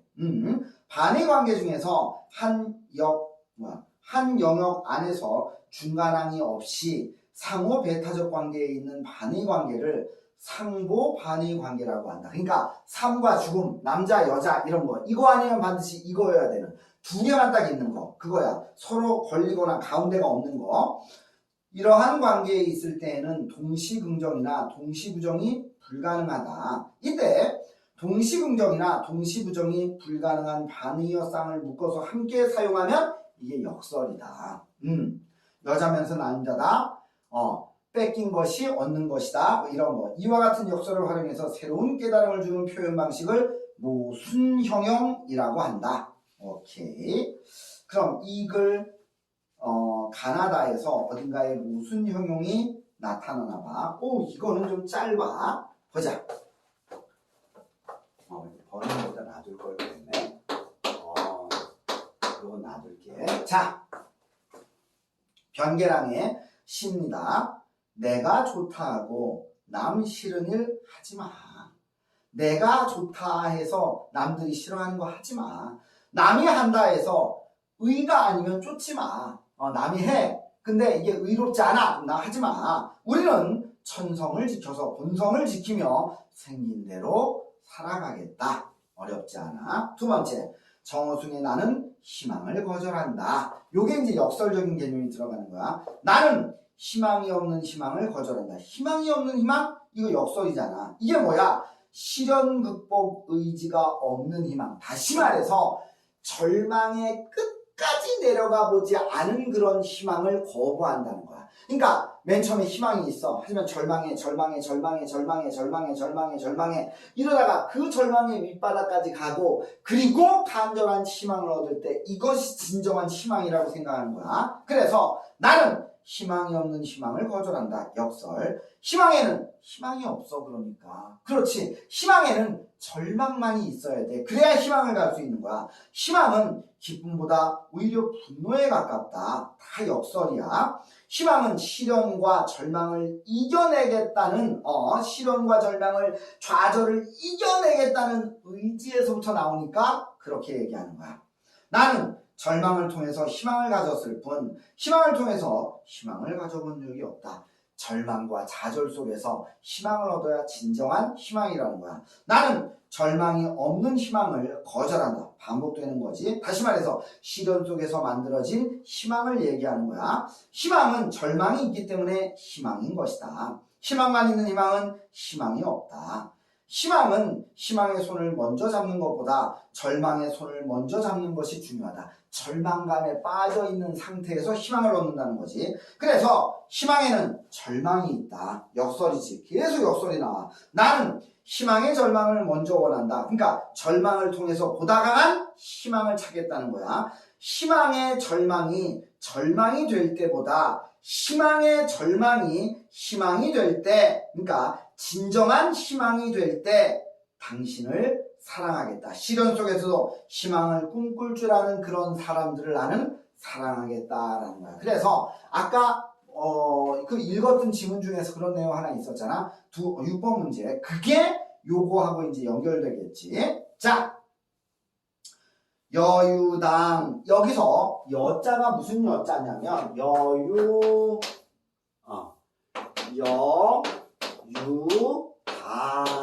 이렇게 되어 있잖아. 여는 집, 이거는 신중할 여자야. 신중. 그 다음에 유자는 두려워할 유자야. 이거 다 보면 집이지. 신중함과 두려워함을 항상 새기는 집이다. 이런 뜻입니다. 자, 보자. 자기가 하고 싶지는 않지만 부득이 해야 하는 것은 그만둘 수 없는 일이야. 내가 하기 싫어. 근데 어쩔 수 없이 해야 돼. 그러면 그거 그만둘 수 없어. 자기는 하고 싶지만 남이 알지 못하게 하기 위해서 하지 않는 것은 그만둘 수 있는 일이야. 예를 들어서 나 저거 하고 싶어. 근데 내가 돈이 없어. 그럼 훔쳐. 그러니까 자기가 하고 싶지만 남이 알지 못하게 하고 싶어. 내가 저 물건을 훔쳤어. 그럼 남이 알고 하고 싶지 않아. 남이 모르게 어떤 일을 하고 싶어. 그럼 그건 떳떳한 일이 아니라는 거야. 떳떳한 일이 아니니까 그만둬야 된다. 이 뜻이야. 그러면 얘기하면 이렇게 되겠네. 자, 나 하기 싫어. 근데 해야 돼. 그럼 그거 그만둘 수 없어. 나 이거 하고 싶어. 근데 이거 떳떳하지 못해. 그래서 숨어서 해야 돼. 남들이 알면 안 돼. 그럼 하지 마. 이 얘기야. 그만둘 수 없는 일은 해야 되는 일이지. 그만둘 수 없는 일은 항상 그 일을 하고는 있지만 자기가 하고 싶지 않기 때문에 때로는 그만둔다. 야, 이거 역설 아니야? 봐봐. 자기가 하고 싶지 않지만 부득이 해야 되는 일은 그만둘 수 없는 일이래. 근데 그 밑에 줄에 뭐라 그래? 때로는 그만둔대. 그만둘 수 없는 일인데 때로는 그만둬? 이거 말이 돼? 안 되지. 그러니까 여기도 역설이 나옵니다. 그 다음에 하고 싶은 일은 언제나 할 수 있지만 남이 알지 못하게 하려고 하기 때문에 또한 때로는 그만둔다. 진실로 이와 같이 된다면 천하에 도무지 일이 없을 것이다. 나의 병은, 단점은 내가 잘한다. 내 단점은 내가 잘 알아. 나는 괄호 열어봐. 나는 용감하지만 지혜가 없고 선은 좋아하지만 가릴 줄을 모르며 마음 내키는 대로 즉시 행하여 의심할 줄을 모르고, 그 다음에 의심할 줄을 모른다. 그만둘 수도 있는 일이지만 마음에 기쁘게 느껴지기만 하면 그만두지 못하고, 하고 싶지 않은 일이지만 마음이 꺼림직하여 불쾌하게 되면 그만둘 수 없다. 그래서 어려서부터 세속밖에 멋대로 돌아다니면서도 의심이 없었고, 이거 뭐야? 자신의 삶의 방식을 의심한 적이 없었다는 거야. 그 다음에 이미 장성하여서는 과거 공부에 빠져 돌아설 줄은 몰랐고, 과거 공부하느라 다른 일을 돌보지 않았어. 나이 30이 되어서는 지난 일의 과오를 깊이 뉘우치면서도 두려워하지 않았다. 과거의 잘못을 반성하면서도 그에 대해서 두려워하지 않았다라고 얘기하는 거야. 그러면 요 부분이 어떤 부분하고 연결되냐면 이게 억양법하고 연결됩니다. 자, 억양법은 뭐냐? 막 치켜 세운 다음에 빵 때리거나 아니면 빵 때려놓고 막 치켜 세우는 거, 요런 거 때문에, 이 때문에 선을 끝없이 좋아하였으나 선행을 행하는데 가리지 않았다는 얘기야. 선을 끝없이 좋아하였으나 비방은 홀로 많이 받게 됐다. 선을 행하는데 가리지 않았거든. 그러니까 다른 사람들한테 욕을 먹는 거야. 가장 대표적인 게 우리가 알고 있는 것 중에 가장 그런 게 내부 고발자지. 내부에 있는 사람들이 나쁜 짓을 해. 그러니까 이걸 고발했어. 그럼 그 내부에 있는 사람한테 내가 욕먹는 거지.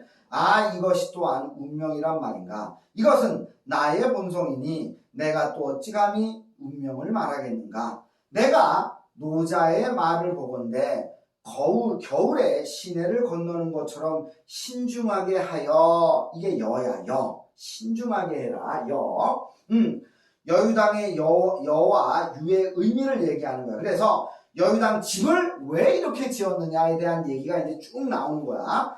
겨울에 시내를 건너는 것처럼 신중하게 하고, 이게 여에 해당되고, 사방에서 나를 엿보는 것처럼 두려워하듯이 그렇게 경계해라, 이게 유에 해당되는 거야. 라고 하였으니, 그래서 여유야, 신중하고 경계해라. 이 두 마디 말은 자신의 단점을 고치기 위해서 신중하고 경계하는 태도를 살겠다는 의지의 말이지, 이 두 말은 내 병을 고치는 약이 아니든가?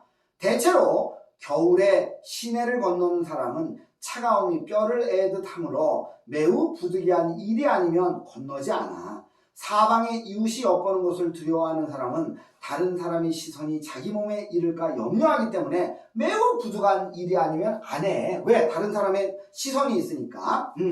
편지를 남에게 보내어 경내 이동을 논하고자 하다가 이윽고 생각하니 그렇게 하지 않더라도 해놓을 게 없는 것 같아. 그러니까 전에는 경전풀이, 경내가 뭐냐면 경전풀이거든. 전에는 경전풀이를 거침없이 했어. 근데 이거 꼭 해야 되는 일이야? 이거 꼭 안 해도 되는 일 아니야? 그럼 이제 안 해. 하지 않더라도 해로울 것이 없는 것은 부득이한 것이 아니므로 부득이한 것이 아닌 것은 또 그만둔다. 남을 논박하는 상소를 봉투에 넣어서 올려서 조신의 시비를 말하고자 하다가, 그러니까 임금께 글을 올려서 신하의 의견에 잘잘못을 따지는 거야. 이걸 마음에 두려움이 있어. 다른 사람이 뭐라고 할까? 그러니까 뭐 한 거야? 봉투에 봉해서 보내는 거야. 그러면 이런 거면 다른 사람의 눈을 의식하는 거잖아.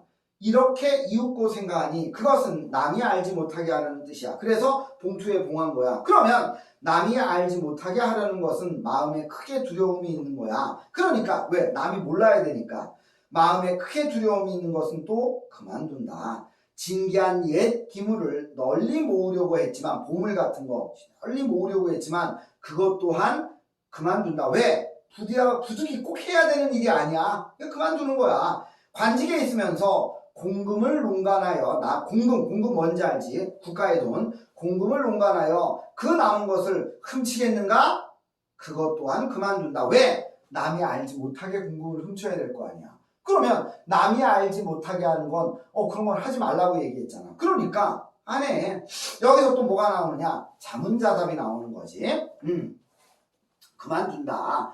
모든 마음에서 일어나고 뜻에서 싹 트는 것은 매우 부득이한 것이 아니면 그만두며 매우 부득이한 것일지라도 남이 알지 못하게 하려는 것은 그만둔다. 진실로 이와 같이 된다면 천하에 무슨 일이 있겠는가? 이것도 소리법이지. 강조하는 거야. 내가 이 뜻, 노자의 말이야. 내가 이 노자의 뜻을 얻은 지 6, 7년이 되었는데 이것을 당에, 맨 처음에 내가 있던 곳, 당의 편액으로 달려고 했어. 편액은 뭐냐면 문 위에 액자로 다 글씨 쓰는 거.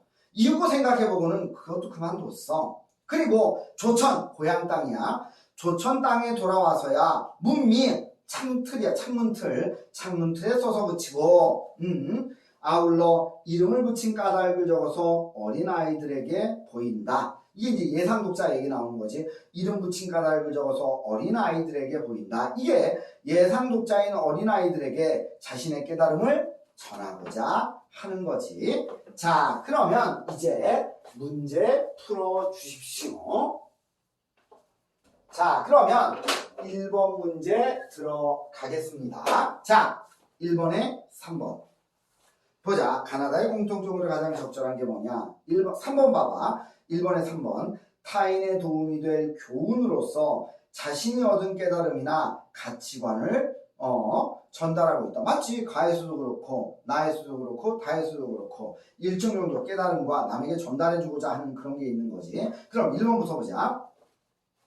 자신이 실제 체험한 일을 바탕으로. 근데 가하고 나는 그냥 가치관에 대한 얘기지 실제 체험한 거라고 볼 수는 없겠지. 2번.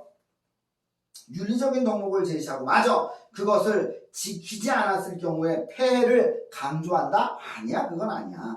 4번. 하늘이 정해준 운명을 따르는 것이 누구에게나 중요하다는 사실을 강조하고 있다. 나에서는 뭐 하늘이 정해준 운명하고 관계가 없겠지. 그 다음 5번. 어떠한 행동을 선택할 때 다른 사람들의 생각을 먼저 살펴야 한다? 이거 과에 없잖아. 남이 그렇게 한다고 해서 아니면 나 의가 아니면 나 안 한다 그랬잖아. 그러니까 5번 틀렸지. 그래서 정답은 3번이 됩니다. 자, 그럼 이제 2번 들어가자. 2번의 정답은 4번입니다. 가의 화자가 다의 A를 활용하여 할 수 있는 말로 적절하지 않은 것은 뭐냐? 그래서 다의 A야. A. 이거 노자의 말. 그러면 4번 봐봐. 매우 부득이한 경우가 아니라면 천성에 맞지 않더라도 내가 좋고 남에게도 좋은 일을 적극적으로 실천해야 된다. 자, 가는 하지 말 것을 이야기하고 있는데 선택지는 적극적으로 실천할 것을 말하고 있지. 가에서 내가 좋다고 하고 남 싫은 일 하지 마. 남이 한다고 해도 의가 아니면 쫓지 마. 이렇게 얘기했거든. 그러면 이거는 하지 말 것을 얘기하는데 지금 여기서는 적극적으로 실천해라 라고 했으니까 틀린 거. 1번 보자. 사방의 이웃을 두려워하듯 경계하는 마음을 가지고서 남이 싫어할 만한 일은 하지 않아야 된다. 맞아. 2번. 남이 앞에서 한다고 해도 그것이 의로운 일이 아니면 차가움이 뼈를 애듯 하는 시내를 굳이 건너지 않으려는 것처럼 아예 시도하지 않는 것이 좋다. 맞아. 3번. 남을 쫓아 행동하려고 할 때 매우 부득이한 일이라 생각되어도 그것이 의에 어긋나지 않은지 따져보아야 된다. 맞아. 5번. 다른 사람의 시선이 항상 자기 몸에 이른다고 염려하면서 내가 좋다고 해도 그것에 대해 남들은 어떻게 판단할지 고민해야 한다. 맞아. 그래서 2번의 정답 4번입니다. 이제 3번 들어가겠습니다. 3번. 나의 기억에 대한 이해로 나의 기억, 나의 기억, 희망은 희망의 손을 먼저 잡는 것보다 절망의 손을 먼저 잡는 것이 중요하다. 요번에 나의 기억에 대한 이해로 가장 적절한 거. 3번 봐봐. 절망을 겪지 않은 사람은 간절함이 부족하기에 절망을 충분히 겪은 후에 생겨난 간절한 희망이야말로 진정한 희망이라는 의미이겠군. 맞는 얘기지. 그러면 1번부터 보자. 희망을 품은 사람은 간절한 마음으로 희망을 간직함으로써 절망이 다가오지 못하게. 야, 절망이 다가오지 못하게 하면 안 되지. 안 되지. 2번. 희망이 없는 희망은 진정한 간절함이 아니며 절망의 손을 먼저 잡는 사람은 절대 희망을 이룰 수 없다? 이것도 아니지. 그 다음 4번. 절망의 끝에는 언제나 희망이 놓여 있으므로 희망을 찾으려고 노력하지 말라고? 야, 희망을 찾아야지. 희망을 찾아야지. 그 다음에 4번. 절망의 끝에는 언제나 희망이 놓여 있으므로 희망을 이거 4번 했구나. 5번. 절망 속의 희망은 상황을 개선할 수 있지만 희망 속의 절망은 더 큰 절망에 이르게 하므로 희망 속에 있는 절망은 더 큰 절망에 이르게 하므로 희망이 내민 가능성이 너무 큰 기대감을 풀지 마라. 희망이 내민 가능성을 너무 큰 기대감을 풀지 마라. 그러니까 내가 절망 속에서도 희망을 갖는단 말이야. 그럴 때 너무 큰 기대는 하지 마. 이건 아니잖아. 지금 이 사람이 얘기하는 건 그 개념은 아니야. 그래서 5번도 틀렸습니다. 정답은 3번. 그 다음에 4번 보자. 다의 B에 대한 설명으로 틀린 건 뭐냐? 다의 B, 요거 마지막 부분. 이거, 4번 이거 해야지. 자, 4번. 4번의 정답은 2번입니다. 보자. 2번. 과거에 저지른 잘못을 나열하면서. 야, 이게 B에서 과거에 저지른 잘못을 나열한 거야? 그건 아니지. 2번 틀렸습니다. 그럼 나머지 보자. 1번. 스스로 떠올린 질문에 스스로 답하는 자문자답이지. 아까 이거 있었습니다. 자문자답. 어디에 있었냐면 여기 있다. B에 하나, 둘, 셋, 넷, 다섯, 6번의 줄. 관직에 있으면서 공금을 농감하여 그 남은 것을 훔치겠는가? 그것 또한 그만둔다. 지가 물어보고 지가 대답해. 여기서 자문자답 나온다 그랬지? 있어. 그 다음 3번 보자. 하려고 마음먹은 것을 멈추고 그만두면 좋겠다고 생각하는 상황을 사례를 들어 제시했다. 맞아. 앞 문장의 구조를 이어받아 다시 언급하면서 사고가 연쇄적으로 이어지고 있음을 드러낸다.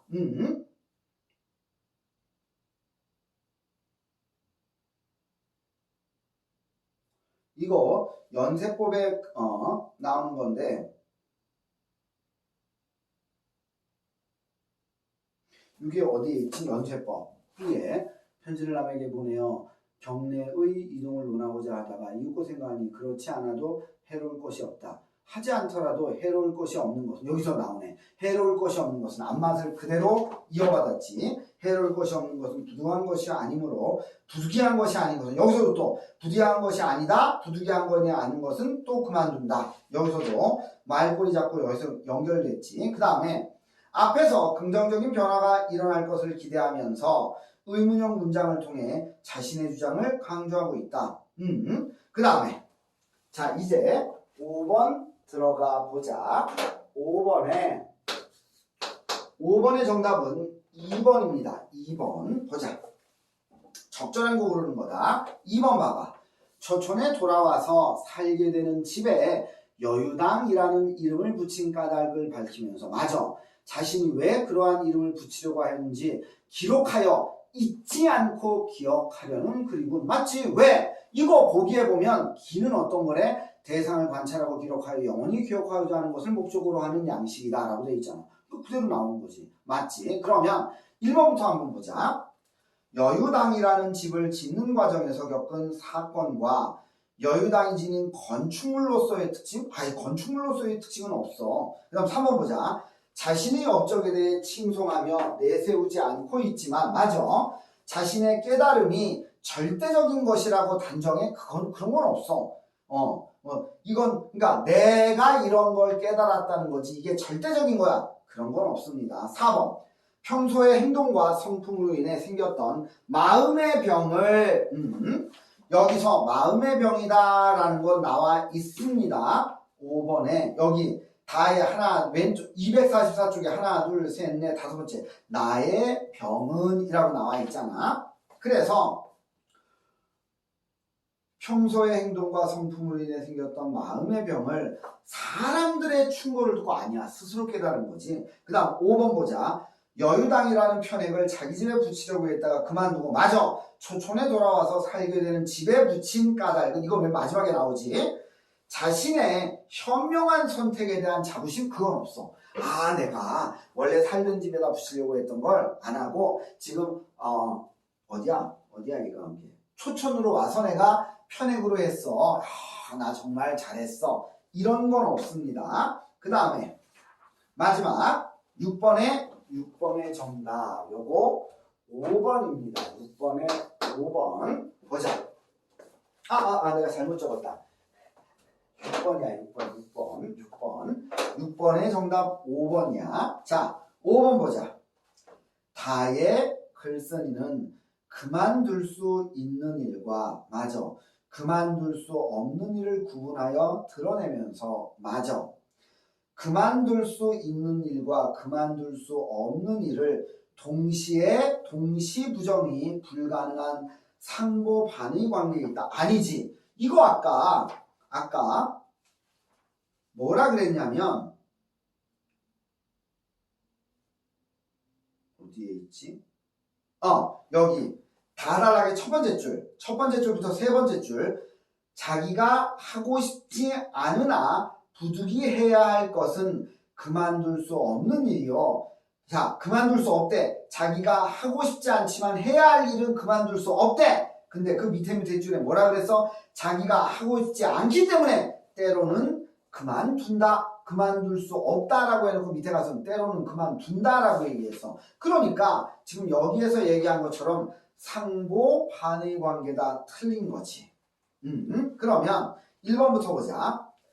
가의 초장의 경우 좋다와 싫다는 나라는 주체와 남이라는 주체가 각각 느낄 수 있는 감정을 표현한 것이므로 모순형용에 해당하지 않는다. 그렇지, 모순형용 아니야. 2번 나에는 희망이 없는 희망과 절망이 없는 희망이 제시되는데 절망이 없는 희망은 성립이 가능하지만 맞아. 희망을 하는 동시에 희망이 없을 수는 없으므로 희망이 없는 희망은 역설에 해당된다. 맞아. 나는 희망이 절망을 먼저 원한다는 희망이 절망과 연계될 때 진정한 희망이 될 수 있음을 드러내는데 희망과 절망이 동시에 존재할 수 있다는 역설적 깨달음이 전제되어 있다. 맞아. 다의 글쓴이는 자기는 하고 싶은 일과 자기가 하고 싶지 않은 일을 해야 하는지 그만두어야 하는지를 고민하고 있는데 이때 하다와 그만두다의 선택을 상호 배타적인 관계로 인식했군. 맞습니다. 그래서 정답은 5번이 됩니다. 먼저 갈래복합 3까지 했습니다.